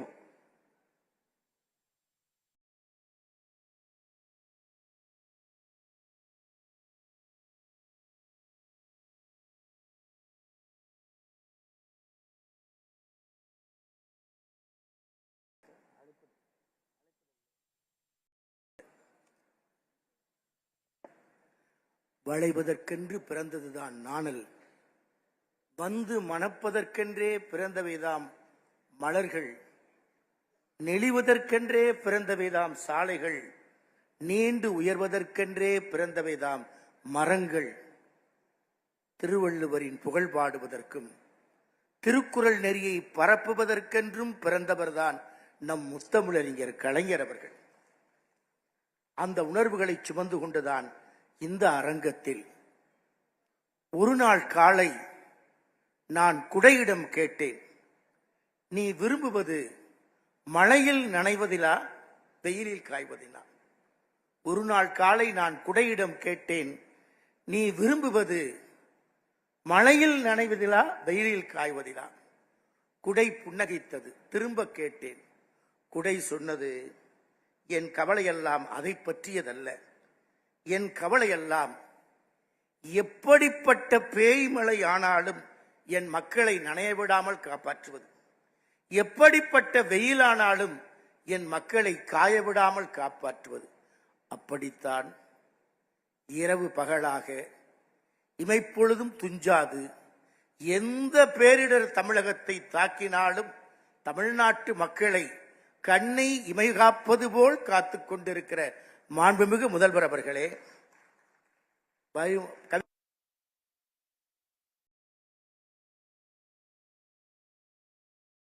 முழுக்க இலக்கணமாக ஆட்சி சக்கரத்தை உருட்டிக் கொண்டிருக்கிற தமிழக முதல்வர் அவர்களை பாராட்டி, தமிழ்நாட்டின் நம்பிக்கை நட்சத்திரமாய் திருக்குறள் காட்டிய தடத்தில் தமிழ்ச் சமுதாயத்தை வழிநடத்துவதற்கு நமக்கெல்லாம் வழிகாட்டிக் கொண்டிருக்கிற மாண்புமிகு துணை முதல்வர் அவர்களே, அரங்கம் நிறைந்திருக்கிற அமைச்சர் பெருமக்களே, சட்டமன்ற உறுப்பினர்களே, நாடாளுமன்ற உறுப்பினர்களே, அரசு அலுவலர்களே, ஆசிரியர் பெருமக்களே, அன்பு மாணவ செல்வங்களே, மிகச்சிறந்த உரையை வழங்கியிருக்கிற கவிப்பேரரசர் வைரமுத்து அவர்களே, காலம் கருதி சுருக்கமாக சில செய்திகளை இந்த மன்றத்திலே பதிவு செய்து கொண்டு விடைபெறுவதில் மகிழ்ச்சியும் மன நிறைவும். அன்புக்குரிய அமைச்சர் பெருந்தகை தங்கம் தென்னரசு அவர்கள் மிகச்சிறப்பாக குறிப்பிட்டார். அமெரிக்காவின் சுதந்திர அந்த சிலையை பிரான்ஸ் நாடு சுதந்திர அமெரிக்காவுக்கு பரிசாக தந்த சிலை. அதற்கான நிதியை 2 நாடுகளும் திரட்டுகின்றன. அதன் அடித்தளத்தை அமெரிக்காவும் சிலையை பிரான்சும் செய்கிறது. அதற்காக 100 ஆண்டு கடக்கிறது. அந்த நிதி திரட்டிய வழியே கேளிக்கை மூலம் திரட்டியது. ஆனால் இங்கே எழுந்து நிற்கிறானே ஐயன் திருவள்ளுவன், இவர் எழுந்து நிற்பது முற்ற முழுக்க நம் முத்தமிழறிஞர் கலைஞர் ரத்தத்தால் வேர்வையால் எழும்பி நின்ற சிலை. நிதிக்காக அல்ல, அவர் இதயம் சமூக நீதிக்காக சதா சர்வகாலமும் துடித்தது. பிறப்புக்கும் எல்லா உயிர்க்கும் என்ற மனித பிரகடனத்தை, உலகெங்கும் வாழுகின்ற மானுடத்தின் மனித உரிமைக்கான பிரகடனத்தை உலகத்தில் முதலில் தந்தவன் தமிழ் மாமுனிவன் திருவள்ளுவன் தான். அதற்காகவே ஐயன் திருவள்ளுவருக்கு சிலை எழுப்புவதற்கு தன் 1/4 நூற்றாண்டு கால கடுந்தவத்தை புரிந்திருக்கிறார் முத்தமிழறிஞர் கலைஞர் அவர்கள். அன்புக்குரியவர்களே, காலம் கருதி சுருக்கமாக சில செய்திகள்.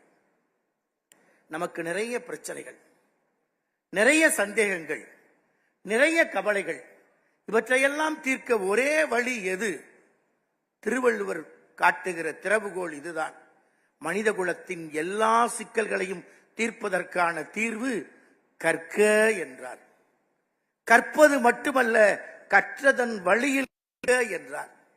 நாம் நினைக்கிறோம், எம்ஏ படித்து விட்டேன் நான் அறிஞன் என்று, எம்ஃபில் முடித்து விட்டேன் நான் அறிஞன் என்று, முனைவர் பேரறிஞர் என்று, முதுமுனைவர் பட்டம் பெற்று பேரறிஞருக்கும் பேரறிஞர் என்று அரங்கத்தில் அருமையாக உரையாற்றுகிறேன்.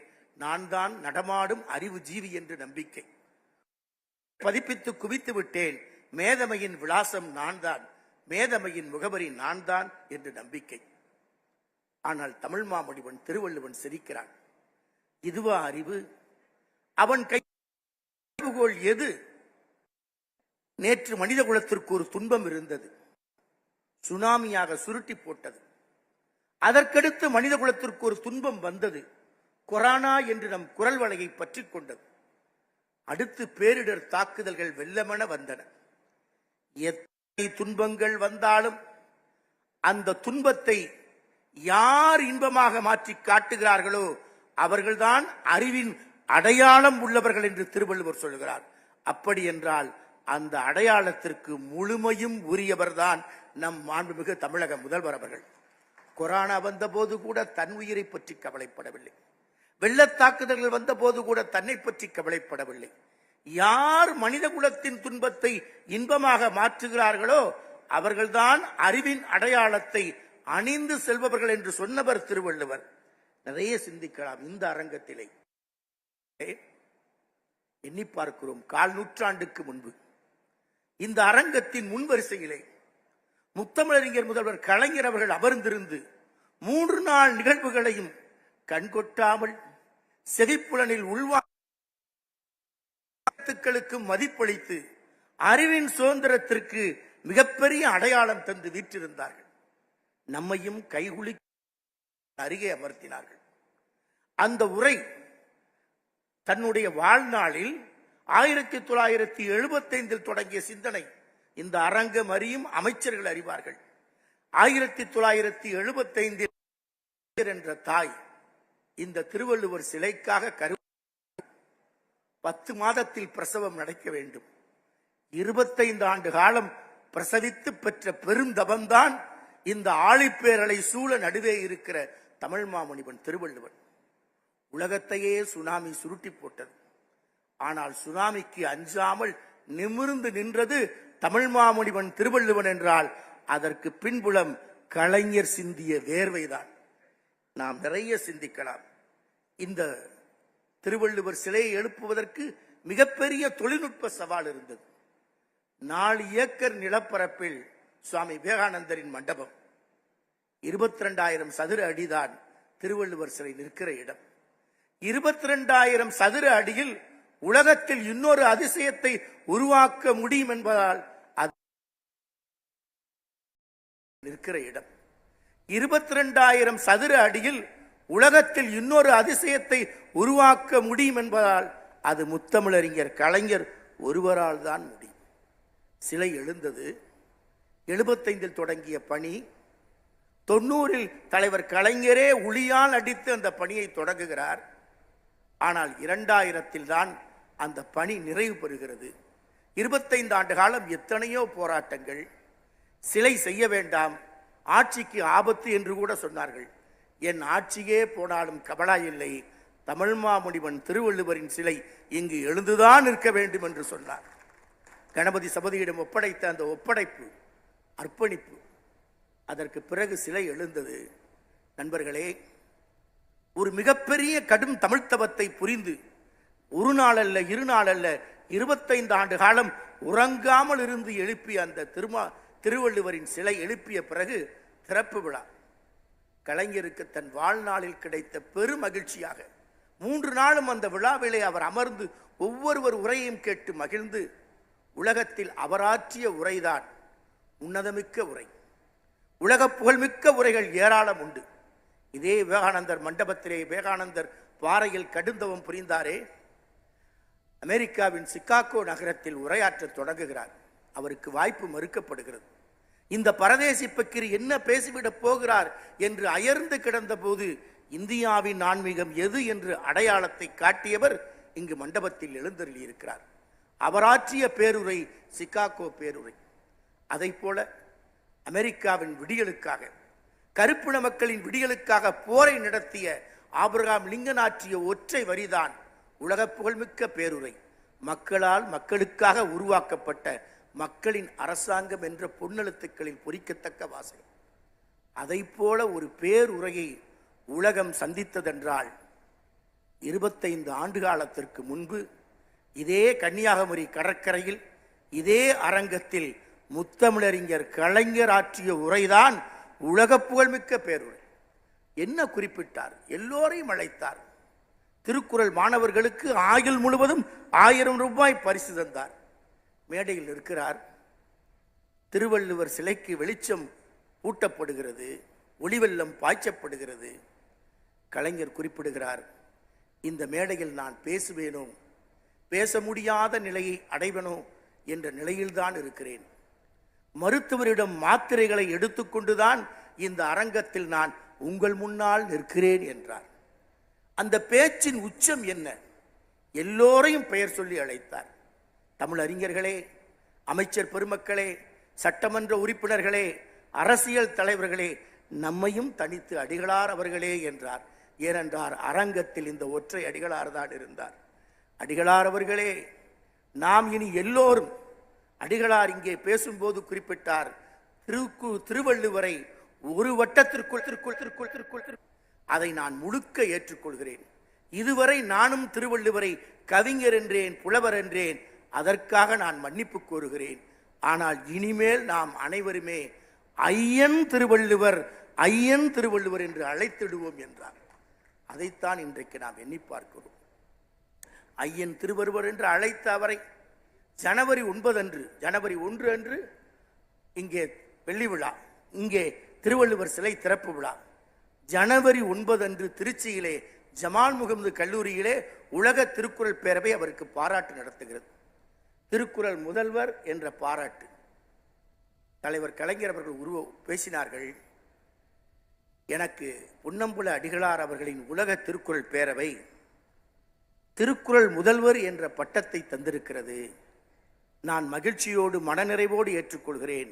திருக்குறள் முதல்வர் என்றல்ல, திருக்குறளுக்கு நான் எந்நாளும் தொண்டன் என்று அறிவித்துக் கொள்வதில் மகிழ்ச்சி அடைகிறேன். அது மட்டுமல்ல, இந்த விழா நடைபெறுகிற இடம் திருச்சி ஜமால் முகமது கல்லூரி. இதை நடத்தி கொண்டிருப்பவர் உலக திருக்குறள் பேரவை தலைவர் பொன்னம்பல அடிகளார். கலை நிகழ்ச்சியை நடத்துபவர் கலைக்காவிரி ஜார்ஜ் அடிகள். இந்த நல்லிணக்கம்தான் இந்த நாட்டிற்கு தேவை. அதைத்தான் திருவள்ளுவர் நமக்கு அடையாளம் காட்டினார் என்று சொன்னார். நிறைய சொல்லலாம், காலம் கருதி சுருக்கமாக ஒரே செய்தி. போரற்ற உலகம் வேண்டும் என்று ஆசைப்பட்டான் திருவள்ளுவர். போரற்ற உலகத்திற்காக தன் வாழ்நாளில் திருக்குறளின் வழியை வழிகாட்டினான். அந்த நிலையில்தான் ரஷ்யாவுக்கும் உக்ரைனுக்கும் போர் நடைபெற்றுக் கொண்டிருக்கிறது.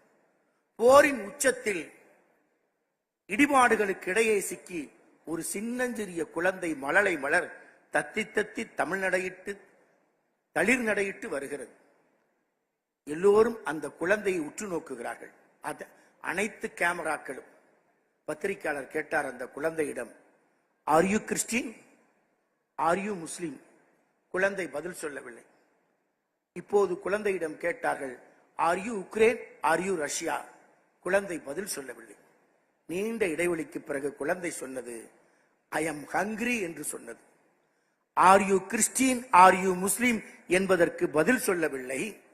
R you Ukraine, are you Russian என்பதற்கும் பதில் சொல்லவில்லை.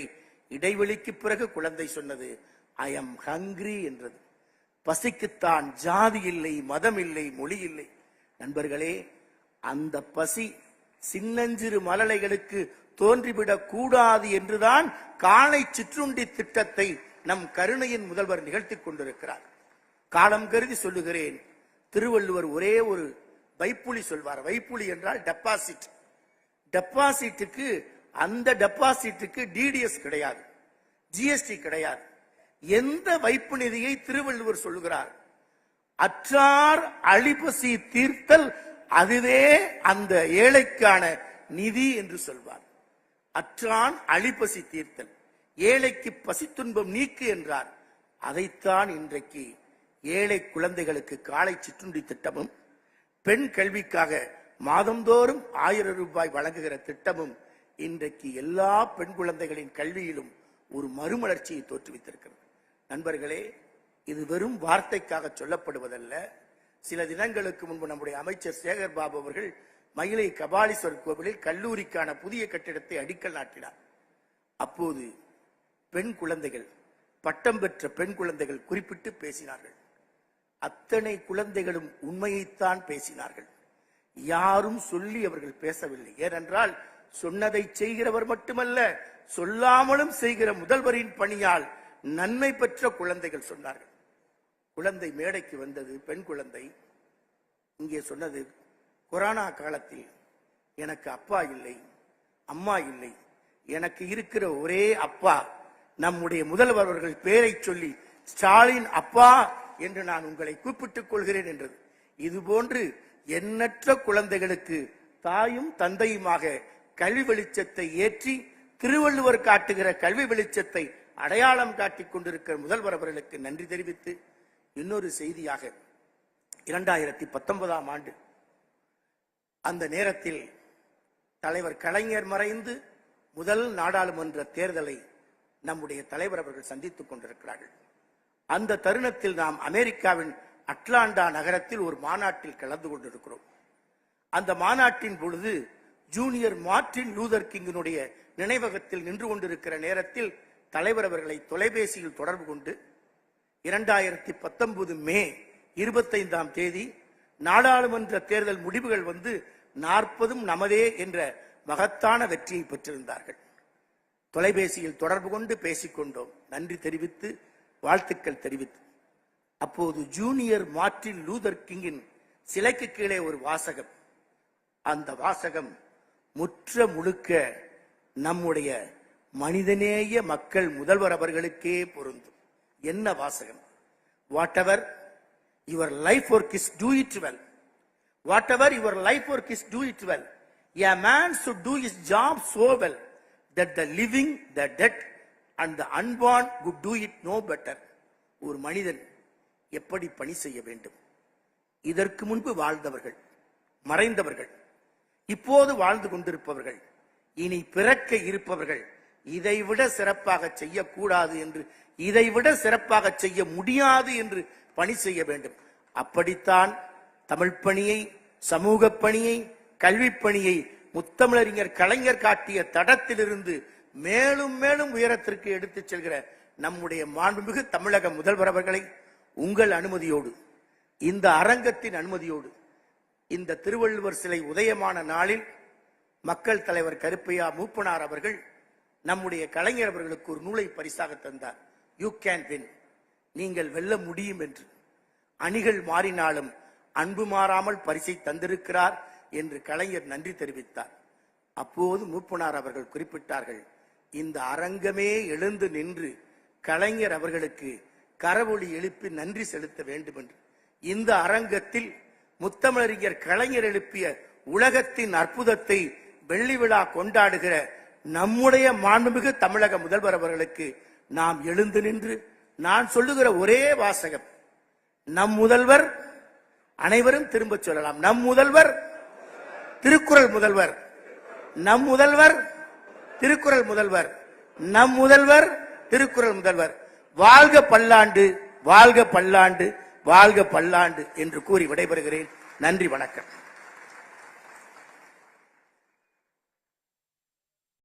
திரு குன்றக்குடி பொன்னம்பல அடிகளார் அவர்களுக்கு மனமார்ந்த நன்றியினை தெரிவித்துக் கொள்கிறோம். கன்னியாகுமரி விருந்தினர் மாளிகை முகப்பு அருகில் ஐயன் திருவள்ளுவர் சிலை வெள்ளி விழா நினைவு வளைவு அமைக்கப்பட உள்ளது. 145 லட்சம் ரூபாய் மதிப்பில் அமைக்கப்பட உள்ள வெள்ளி விழா நினைவு வளைவிற்கான பணியினை அடிக்கல் நாட்டி தொடங்கி வைக்கும்படி மாண்புமிகு தமிழ்நாடு முதலமைச்சர் அவர்களை அன்புடன் கேட்டுக் கொள்கிறோம்.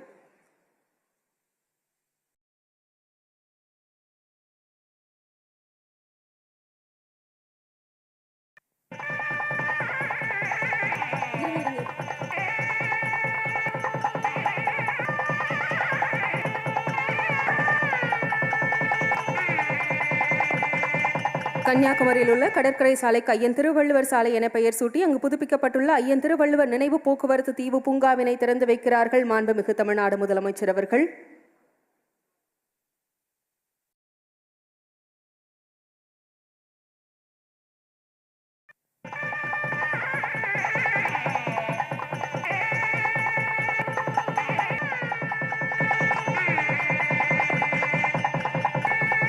குமரியில் கலைஞர் வள்ளுவரின் சிலை வெள்ளி விழா காணும் இந்த பொன்னான தருணத்தில் திருவள்ளுவரையும் திருக்குறளின் சிறப்புகளையும் பேசும் அறிவார்ந்த தமிழ் சமூகத்தின் ஆன்றோர்கள் எழுதியுள்ள கவிதைகள் கட்டுரைகள் சிறப்பு மலராக அச்சிடப்பட்டுள்ளது.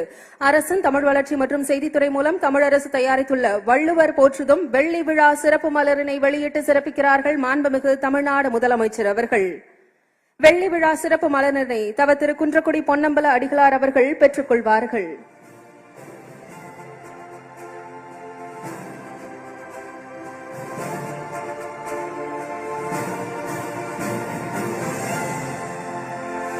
இரண்டாயிரமாம் ஆண்டில் திருவள்ளுவர் சிலையை குமரி முனையில் நிறுவிய நாளில் கோட்டம் முதல் குமரி வரை என்ற சிறப்பு விழா மலரினை கலைஞர் அவர்கள் வெளியிட்டு சிறப்பித்தார்கள்.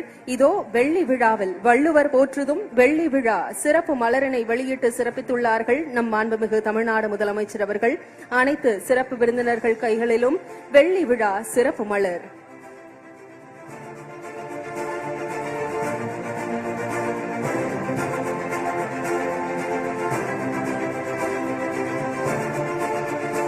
ஆயிரத்து 1919 வெளியிடப்பட்ட திருக்குறள் 366 ஜெம்ஸ் ஆஃப் அ டே என்ற நூல் தமிழ்நாடு பாடநூல் மற்றும் கல்வியியல் பணிகள் கழகத்தால் மீள்பதிப்பு செய்யப்பட்டுள்ளது. நூற்றாண்டு கடந்த நாள்தோறும் திருக்குறள் என்ற வகையில் திகழும் இந்நூலினை மாண்புமிகு தமிழ்நாடு முதலமைச்சர் அவர்கள் முன்னிலையில் அனைத்து சிறப்பு விருந்தினர்களுக்கும் வழங்கி சிறப்பிக்கிறார்கள். மாண்புமிகு பள்ளிக்கல்வித்துறை அமைச்சர் அவர்கள், தமிழ்நாடு பாடநூல் மற்றும் கல்வியியல் பணிகள் கழகத்தின் மேலாண் இயக்குநர் மற்றும் இணை இயக்குநர் ஆகியோர்.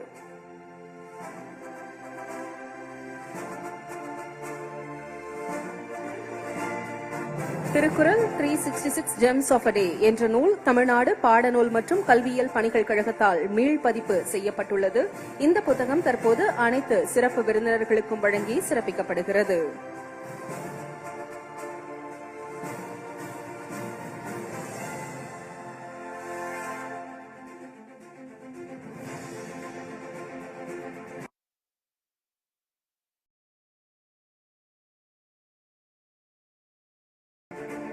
நூற்றாண்டு கடந்த நாள்தோறும் திருக்குறள் என்ற வகையில் திகழும் இந்த நூல் தற்போது அனைத்து சிறப்பு விருந்தினர்கள் கைகளிலும்.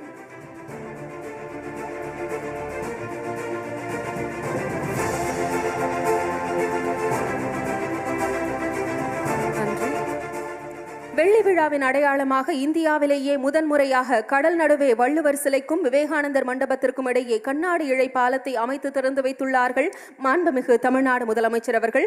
கடலுக்கு நடுவில் சவாலான பணியான கண்ணாடி இழை பால கட்டுமானத்தை மேற்கொண்ட கட்டுமான நிறுவனங்களை சிறப்பிக்க மாண்புமிகு தமிழ்நாடு முதலமைச்சர் அவர்களை அன்புடன் கேட்டுக்கொள்கிறோம். பாலத்தினை கட்டிய ஒப்பந்ததாரர் VME ப்ரீகாஸ்ட் ப்ராடக்ட்ஸ் சென்னை நிறுவனர் திரு வேலுமாணிக்கம் அவர்கள்.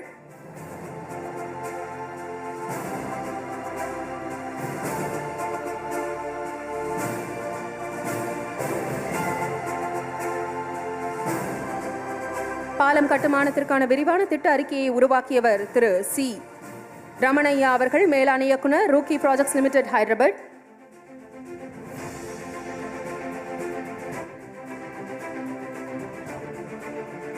இந்தியாவிலேயே முதன்முறையாக கடல் நடுவே பாலம் அமைக்கப்பட்டுள்ளது. திராவிட மாடல் அரசு அனைத்திற்கும் ஓர் உதாரணம்.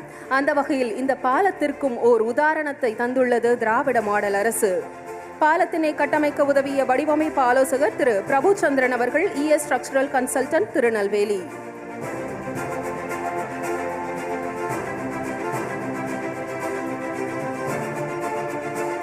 வெள்ளி விழாவினை ஒட்டி தற்போது பாலத்தின் கட்டுமானத்தில் பணியாற்றிய நிறுவனங்களுக்கு சிறப்பு செய்யப்பட்டது. தற்போது மாணவ மாணவிகளுக்கு வெள்ளி விழாவை ஒட்டி பல்வேறு அறிவார்ந்த போட்டிகள் முன்னெடுக்கப்பட்டன. அதில் வெற்றி பெற்றவர்களுக்கு சான்று வழங்கி சிறப்பிக்கிறார்கள் மாண்புமிகு தமிழ்நாடு முதலமைச்சர் அவர்கள். மாநில அளவில் 6 முதல் 8ஆம் வகுப்பு வரை பயிலும் பள்ளி மாணவ மாணவிகள் பிரிவில் 3ஆம் இடம் திருவாரூர் மாவட்டத்தை சேர்ந்த 7ஆம் வகுப்பு மாணவி சுபிக்ஷா, ஸ்ரீ GRM பெண்கள் அரசு உதவி பெறும் பள்ளியை சேர்ந்தவர்.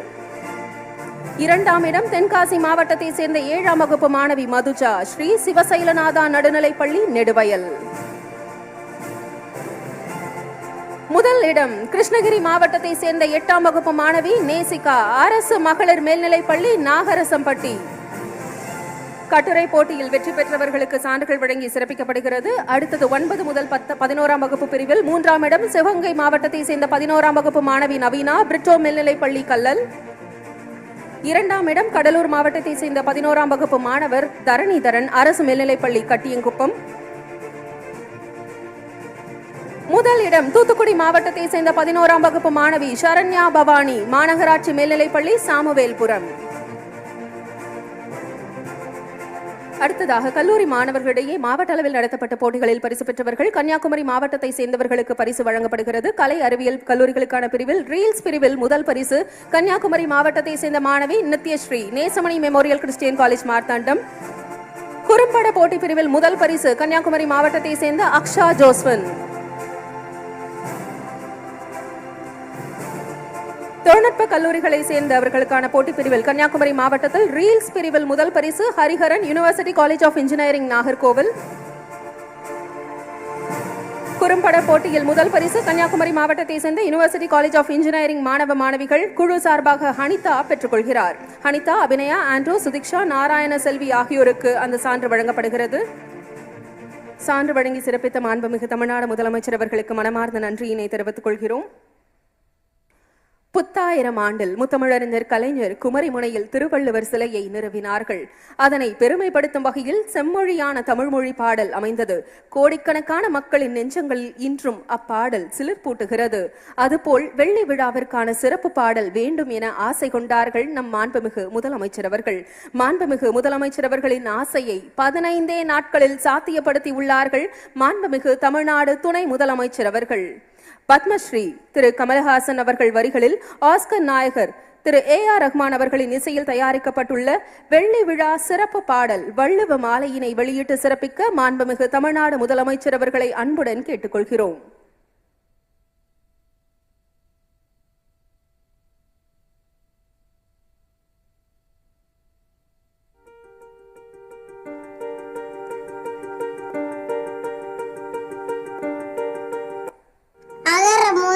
எழுத்தெல்லாம் ஆதி பகவன் முதற்றே உலகு. தோன்றிய புகழோடு குமரியில் எழுந்தவர், கோவினை பாடாது பாரினை வென்றவர். மதங்களை சாராவோ மனிதம் பாடி வேவியர் சிறந்தது அன்பென்றோதி. யாப்பெண் நெருங்கல மாலுமியாகி மசையா ஓங்கு தமிழால் உலகளந்தவர் எங்கள் பொய்யா மொழி, எங்கள் வள்ளுவன் மொழியே. ஓ, திருக்குறளா? பொய்யா மொழி எங்கள் வள்ளுவன் மொழியே, எங்கள் பொய்யா மொழி.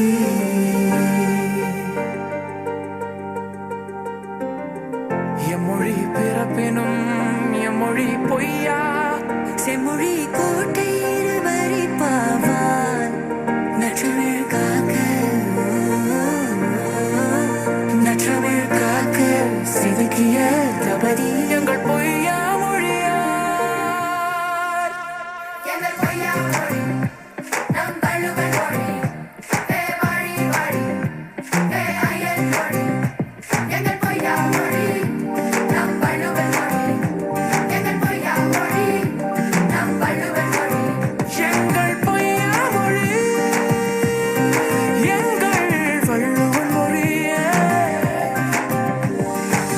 வலிமையை கெடுமென்றவர் வாய்ப்பாடம் சொன்ன காலம், வள்ளுவர் நாமோத ஏட்டில் வடித்த வேதம்.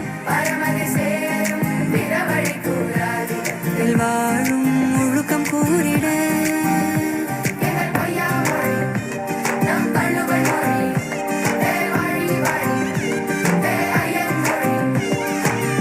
அறிஞரும் கலைஞரும் கவிஞரும் சகலரும் ஆயிரம் ஆயிரம் ஆண்டு கடப்பினும் கற்பித்தோதும் திராவிட வேதம் எங்கள் திராவிட வேதம் எங்கள் திராவிட வேதம்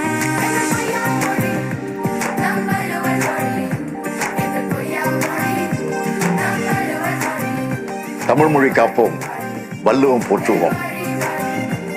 எம்மொழி பிறப்பிலும் எம்மொழி பொய்யா செம்மொழி கோட்டை இருவரி பாவை தமிழ் காக்க எழும்பிய தவறி எங்கள் பொய்யா மொழி எங்கள் வள்ளுவன் மொழியே எங்கள் பொய்யா மொழி அசையா சொத்தாய் குரலை அழித்த ஐயனுக்கு இன்னும் ஓர் வள்ளுவமாலை இன்னும் ஆயிரம் ஆண்டுகள் போயும் தன்முறை கரையில் வாழ்பவர் கொண்டு என்றும் நிற்பாயம் திருவள்ளுவர் எங்கள் திருவள்ளுவர்.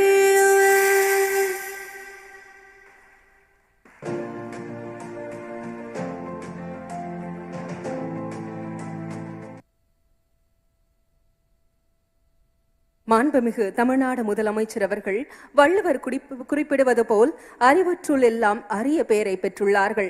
அதனால்தான் முதல்வராக இருந்த தன் தந்தை முத்தமிழறிஞர் கலைஞர் அவர்களுக்கு தானும் முதல்வராக இருந்து 100 விழா நடத்தினார்கள். அதே போல் கலைஞர் நிறுவிய ஐயன் வள்ளுவர் சிலைக்கு வெள்ளி விழா நடத்துகிறார்கள். இந்த இனிய தருணத்தில் மாண்புமிகு வள்ளுவ முதலமைச்சர் அவர்களை விழா பேருரையாற்ற அன்புடன் அழைக்கிறோம்.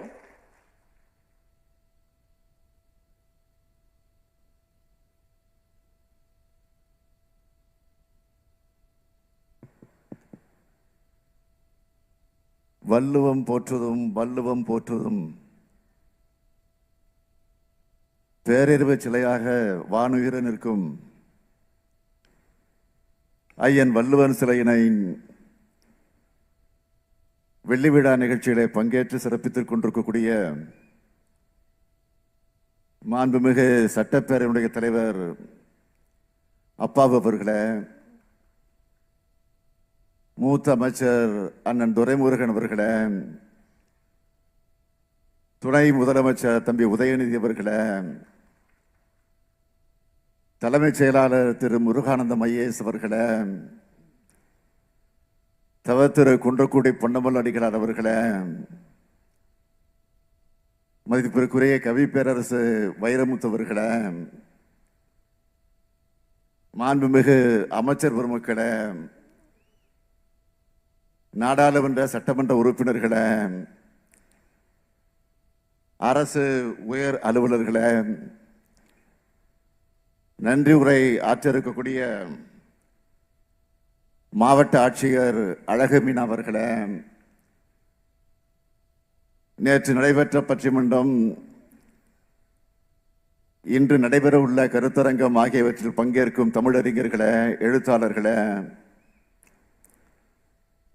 குரலாசான் வழிநடக்கும் குரல் தொண்டர்களே, என் கண்ணின் மணிகளாம் மாணவ செல்வங்களே, உங்கள் அனைவருக்கும் எனது தமிழ் வணக்கம். முக்கடல் சூடும் குமரி முனையில் முப்பால் புலவர் வள்ளுவருக்கு முத்தமிழறிஞர் வைத்த சிலையினை போற்றக்கூடிய வகையில் வெள்ளி விழாவை திராவிட ஆட்சியில் நான் நடத்தி வைக்கிறதுல மகிழ்ச்சி அடைகிறேன், பெருமைப்படுகிறேன், பூரிப்படைகிறேன். இன்னும் சொல்லணும்னா, என் வாழ்நாளில் சிறந்த நாளாக தமிழின் பெருமையை, குரலின் அருமையை இளைய தலைமுறைக்கு கொண்டு செல்லும் கடமையை நிறைவேற்றியதாக நான் மகிழ்ச்சி அடைகிறேன். இந்த சிலையை திறந்து வைக்கிற நம்முடைய பொத்தானை அழுத்தக்கூடிய நம்முடைய தலைவர் கலைஞர் அவர்கள் அழுத்தினப்போ சொன்னார், தன்னுடைய உடல் நடுங்கினதாக தலைவர் கலைஞர் சொன்னார். ஏன்னா அந்த அளவுக்கு உணர்ச்சி பெருக்கில் அவர் இருந்தார். வான்புகழ் வள்ளுவருக்கு வானுயிர சிலைமைக்கணும் என்பது அவருடைய நெடுங்கனவு. அந்த கனவு நனவான மகிழ்ச்சி அவருக்கு அந்த உணர்வை தந்துச்சு. இன்றைக்கு இந்த சிலையோட வெள்ளி விழாவை நடத்தும் போது எனக்குள்ள பெருமை இன்றைக்கு ஏற்பட்டுக் கொண்டிருக்கிறது. எவ்வளவு பெரிய சாதனையை செஞ்சுட்டு நமக்கு இப்படி ஒரு வரலாற்று வாய்ப்பை தலைவர் கலைஞர் அவர்கள் உருவாக்கி தந்துட்டு போயிருக்கிறார் என்ற எண்ணம் தான் இந்த பெருமைக்கு காரணம். பொதுவா குடும்பங்கள்ல சாதாரணமாக கேட்பாங்க, உன் அப்பா என்ன வச்சுட்டு போனாருன்னு கேட்பாங்க. என்ன கேட்டா, தமிழ்நாடு தொடங்குற இந்த கோரிமுனையில வள்ளுவர் சிலையில தொடங்கி தலைவர் கலைஞர் செஞ்ச சாதனைகளை சொல்லிக்கிட்டே போகலாம். இதெல்லாம் தனிப்பட்ட ஸ்டாலினுக்காக செஞ்சாரா? இல்ல. அப்ப யாருக்காக செஞ்சாரு? தமிழ்நாட்டுக்கும் தமிழுக்கும் தமிழத்துக்கும் உருவாக்கி கொடுத்த சொத்துக்கள் இதெல்லாம். என்னை பொறுத்தவரையில் அவர் வழியில் இந்த நாட்டுக்கும் நாட்டு மக்களுக்கு தமிழுக்கும் உழைக்கிறது தான் என்னுடைய வாழ்நாள் கடமை. திருவள்ளுவர் சிலை அமைச்சு 25 ஆண்டுகள் ஆயிடுச்சுன்னு சொன்னதும் அதுக்கு பெரிய விழா நடத்தணும்னு நான் சொன்னேன். சில அதி மதாதிபிகள் உடனே சொன்னாங்க, ஒரு சிலை அமைச்சதுக்கு எதுக்கு விழா நடத்தணும்னு கேட்க தொடங்கினாங்க. அவங்க கேள்வியில அர்த்தம் கிடையாது, ஆனா உள்ள அர்த்தம் இருக்கு.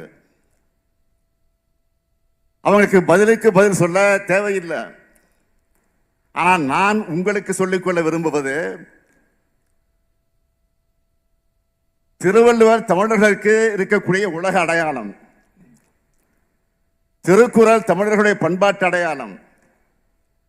அதனால கொண்டாடுகிறோம், கொண்டாடுவோம், கொண்டாடிக்கிட்டே இருப்போம். இன்று நடைபெறுவது 50 விழா. ஐயன் திருவள்ளுவர் சிலை வெள்ளி விழா.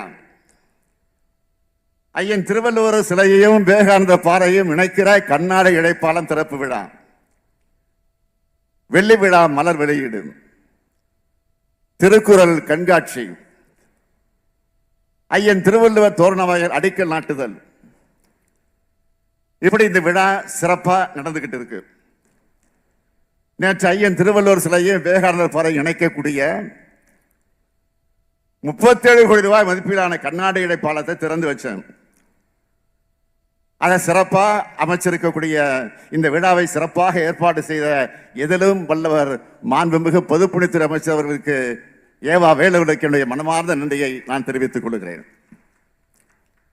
அதேபோல் 400 பக்கங்கள்ல திருவள்ளுவர் சில வெள்ளி விழா மலர் இலக்கிய வரலாற்றை கருவூலமாக உருவாக்கி தந்திருக்கக்கூடிய மாண்புமிகு செய்தித்துறை அமைச்சர் மு.பே. சாமிநாதன் அவர்களுக்கும் என்னுடைய பாராட்டுக்கள், வாழ்த்துக்கள்.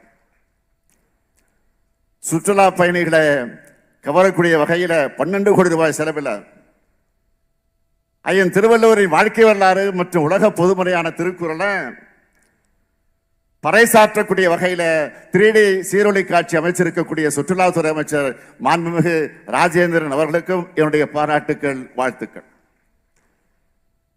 கன்னியாகுமரி மாவட்டத்தோட பொறுப்பு அமைச்சர் என்ற முறையில் இந்த விழாவை சிறப்பா ஒருங்கிணைச்சு அதில் வெற்றி கண்டிருக்கக்கூடிய மாண்புமிகு நிதியமைச்சர் தங்கம் தென்னரசு அவர்களுக்கு என்னுடைய மனமார்ந்த பாராட்டுக்கள், வாழ்த்துக்கள். இந்த வரலாற்று சிறப்புமிக்க நிகழ்ச்சி நடைபெற உழைச்சிருக்கக்கூடிய தலைமைச் செயலாளர், பல்வேறு துறைகளை ஒருங்கிணைச்சு சிறப்பாக செய்து காட்டியிருக்கக்கூடிய முதன்மைச் செயலாளர் கார்த்திகேயன், மாவட்ட ஆட்சியர் உள்ளிட்ட அனைத்து அலுவலர்களுக்கு என்னுடைய பாராட்டுக்கள், வாழ்த்துக்கள், நன்றிகள். தமிழரின் அடையாளமா சுனாமியையும் எதிர்த்து உயர்ந்து நிற்கிற இந்த வள்ளுவர் சிலை தான் நம்முடைய அடையாளத்தினுடைய பண்பாட்டு குறியீடு. திருக்குறளையும் திருவள்ளுவரையும் சொல்லிலும் செயலிலும் நெஞ்சிலும் தூக்கி சுமந்த இயக்கம் திராவிட இயக்கம். சமத்துவத்தை சொல்றதால தந்தை பெரியார் சொன்னார், நம் மதம் குரல் மதம், நம் நெறி குரல் நெறின்னு சொன்னார். குரல் மாநாடு நடத்தி திருக்குறள் புத்தகத்தை குறைஞ்ச விலைக்கு அச்சிட்டு கொடுத்தாரு. பேரறிஞர் அண்ணா அவர்கள் குரல் என்பது வகுப்பறையில் மட்டுமல்லாமல் உங்கள் இல்லங்களில் உள்ளங்களில் பரவ வேண்டும் என்று சொன்னார். நம்முடைய தமிழ்நாடு தலைவர் கலைஞர் அவர்கள் திருக்குறள் தலைவராகவே வாழ்ந்தார், வலம் வந்தார். தலைவர் கலைஞர் அவர்கள் பள்ளி சிறுவனாக இருந்தப்போ முதல் முறையா பேச்சு போட்டியில கலந்துகிட்டு நட்பு என்ற தலைப்பில் பேசின போதும் திருக்குறளைத்தான் மேற்கோள் காட்டி பேசியிருக்கிறார். அப்போதிருந்து குறளாசான் வள்ளுவருக்கும் தமிழ் குறளும் தலைவர் கலைஞருக்கும் வாழ்நாள் முழுக்க நட்பு இருந்துச்சு. வள்ளுவத்தை போற்றுகிற தொண்டு இருந்துச்சு. திமுக ஆட்சிக்கு வர்றதுக்கு முன்னாடியே சட்டமன்றத்தில் வாதாடி வள்ளுவர் படம் திறக்க வச்சவர் நம்முடைய தலைவர் கலைஞர். போக்குவரத்து துறை அமைச்சரானதும் எல்லா பேருந்துகளிலும் திருக்குறளை எழுதினார். பொதுப்பணித்துறை அமைச்சராக இருந்தப்போ எல்லா அரசு விடுதிகளிலும் திருவள்ளுவர் படமும் திருக்குறளும் இடம்பெற வச்சார். காவலர் பதக்கத்தில் வள்ளுவரை பொறிச்சார். தமிழ் அறிஞர்களால் உருவாக்கப்பட்ட திருவள்ளுவர் ஆண்டு அரசின் சார்பில் ஏற்றுக்கிட்டு அறிவிச்சார். மயிலாப்பூர்ல திருவள்ளுவர் நினைவாலயம் அமைச்சார். சென்னையில வள்ளுவர் கோட்டம் கண்டார். குறளவையும் தீட்டினார். திருக்குறளுக்கு உரை எழுதினார். இப்படி திருக்குறளாகவே வாழ்ந்தார். இந்த சிலையும் சாதாரணமாக அமைக்கப்படல. இதுக்குன்னு ஒரு வரலாறு இருக்கு. வான்புகழ் வள்ளுவருக்கு வானொலியில சிலை வைக்கணும்னு 31/12/1975 அன்று அமைச்சரவையில முதலாக தீர்மானம் நிறைவேற்றினாங்க. 1990ஆம் ஆண்டு சிலைக்கான பணிகள் தொடங்கப்பட்டுச்சு. ஆனால் தொடர்ந்து தடைகள் ஏற்பட்டுச்சு. 1997ஆம் ஆண்டு தான் துரிதமாக பணிகள் நடைபெற தொடங்கி இந்த சிலை அமைக்கப்பட்டுச்சு. கலைஞருடைய கனவுக்கு உருகுடுத்த மாமனிதர் தான் கணபதி ஸ்தபதி அவர்கள். அவர்தான் வள்ளுவர் கோட்டத்தையும் பூம்புகார் கோட்டத்தையும் பாஞ்சாலங்குறிச்சி கோட்டையும் அமைச்சார். அவர்கள் அப்பா தான் சென்னையில் இருக்கக்கூடிய காந்தி மண்டபத்தை அமைச்சவர். இந்த கம்பீர வள்ளுவர் சிலைக்கு கலைஞர் காரணகர்த்தா என்றால் சிற்ப கலைஞர் கணபதி ஸ்தபதி அவர்கள் தான் கலைகர்த்தா. இந்த சிலையை பற்றி சொல்லணும்னா திருக்குறளோட அதிகாரங்களை குறிக்கிற வகையில 133 அடி உயரம். அதில் அறத்துப்பால் அதிகாரங்கள் குறிக்கிற வகையில பீடம் 38 அடி. அறம் என்ற பீடத்தில் பொருளும் இன்பமாக 95 அதிகாரங்கள் சிலையா இருக்கு. தலைமீது தூக்கி முடிந்திட்ட கொண்டையை மகுடமாக கொண்டு இடுப்பில் பட்டாடையும் மார்பில மேல் துண்டும் வலது கையானது அறம் பொருள் இன்பம் என்பதை காட்டும் 3 விரல்களாகவும் இடது கையில் குரல் ஓலை சுவடிகளும் இருப்பது போல அமைச்சிருக்கிறார் கணபதி ஸ்தபதி அவர்கள். 7000 டன் எடை கொண்ட இந்த சிலையில் 3681 கற்கள் இருக்கு. இந்த கற்களை கொண்டு ஒரு சிலையை உருவாக்கலாம். ஆனா அதே ஒரு பாதையில தூக்கி நிறுத்தி வச்சிருக்கிறது தான் இந்த சிலையுடைய பெருமை. 133 அடிக்கு சிலை வைக்க 180 அடிக்கு சாரம் கட்டி இதை அமைச்சாங்க. 500 சிற்பிகள் இந்த பணியில ஈடுபடுத்தப்பட்டாங்க. கணபதி ஸ்தபதி அவர்கள் சொன்னார், தஞ்சை பேரரசன் ராஜராஜ சோழன் அன்று கண்ட சிற்பக்கலை மரபை இன்று 1000 ஆண்டுகளுக்கு பிறகு தமிழ்நாடு முதலமைச்சர் கலைஞரிடத்தை நான் காண்கிறேன் என்று சொன்னார். தஞ்சை பெரிய கோயிலை வடிவமைச்ச குஞ்சரமல்லனின் வம்சத்தை சேர்ந்தவன் தான் கணபதி ஸ்தபதி அவர்கள். சொற்சிற்பியாம் கலைஞரும் கற்சிற்பியாம் கணபதி ஸ்தபதியும் சேர்ந்து உலக வாழ்க்கை சிற்பியாம் வள்ளுவருக்காக உருவாக்கின சிலைக்கு நாம வெள்ளி விழா கொண்டாடிட்டு இருக்கோம். இந்த திருக்குறள் விழாவை முன்னிட்டு சில அறிவிப்புகளை நான் வெளியிட விரும்புகிறேன். முக்கடல் சூடும் குமரிமுனையில் இங்கிருந்து சுற்றுலா பயணிகள் அனைவரும் ஐயன் திருவள்ளுவர் சிலையை சென்றடைய பயனடைவதற்காக படகு சவாரி வசதியை மேம்படுத்துவதற்காக 3 புதிய பயணியர் படகுகள் வாங்கப்படும். முதல் படகுக்கு தியாகத்தின் உருவாகி தொண்டின் கருவாகி தமிழ்நாட்டின் வளர்ச்சி கடித்தளமிட்ட பெருந்தலைவர் காமராஜர் பெயரும்,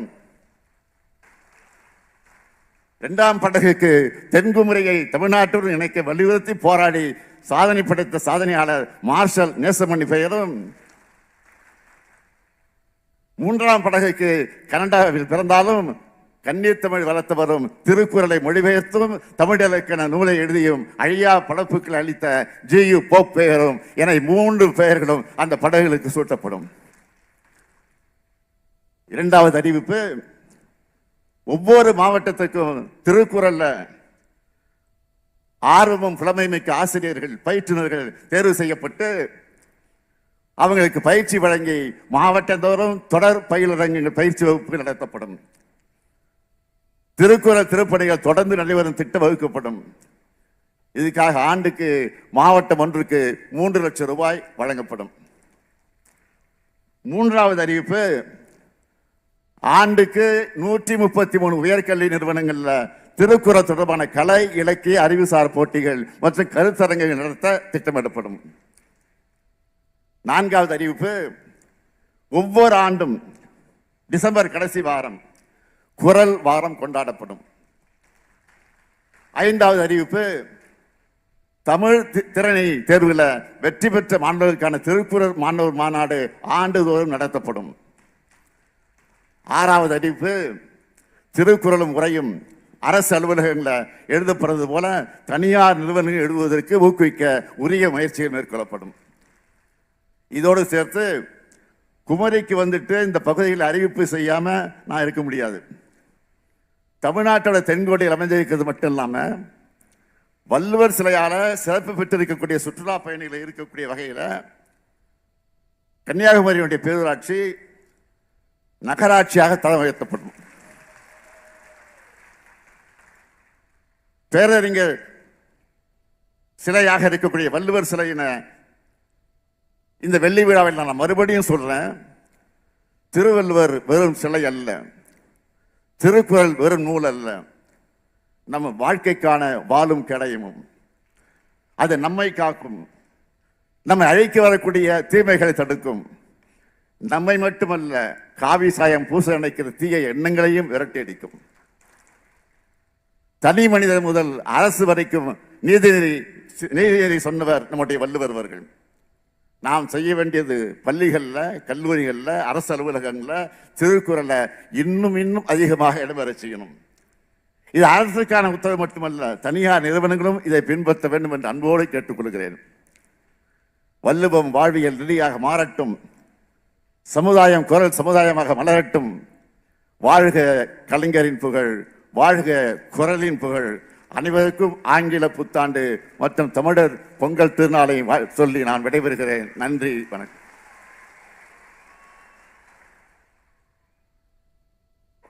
அஞ்சாமை ஈகை அறிவூக்கம் இன்னாங்கும் எஞ்சாமை வேந்தற்கு இயல்பு.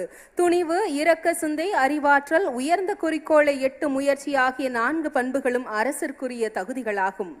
ஐயன் வள்ளுவரின் வேந்தற்கான இயல்புகளை கொண்டிருக்கும் மாண்புமிகு தமிழ்நாடு முதலமைச்சர் அவர்களுக்கு மனமார்ந்த நன்றியினை தெரிவித்துக் கொள்கிறோம். அனைவரும் இருக்கைகளில் அமரும்படி பணிவன்புடன் கேட்டுக்கொள்கிறோம்.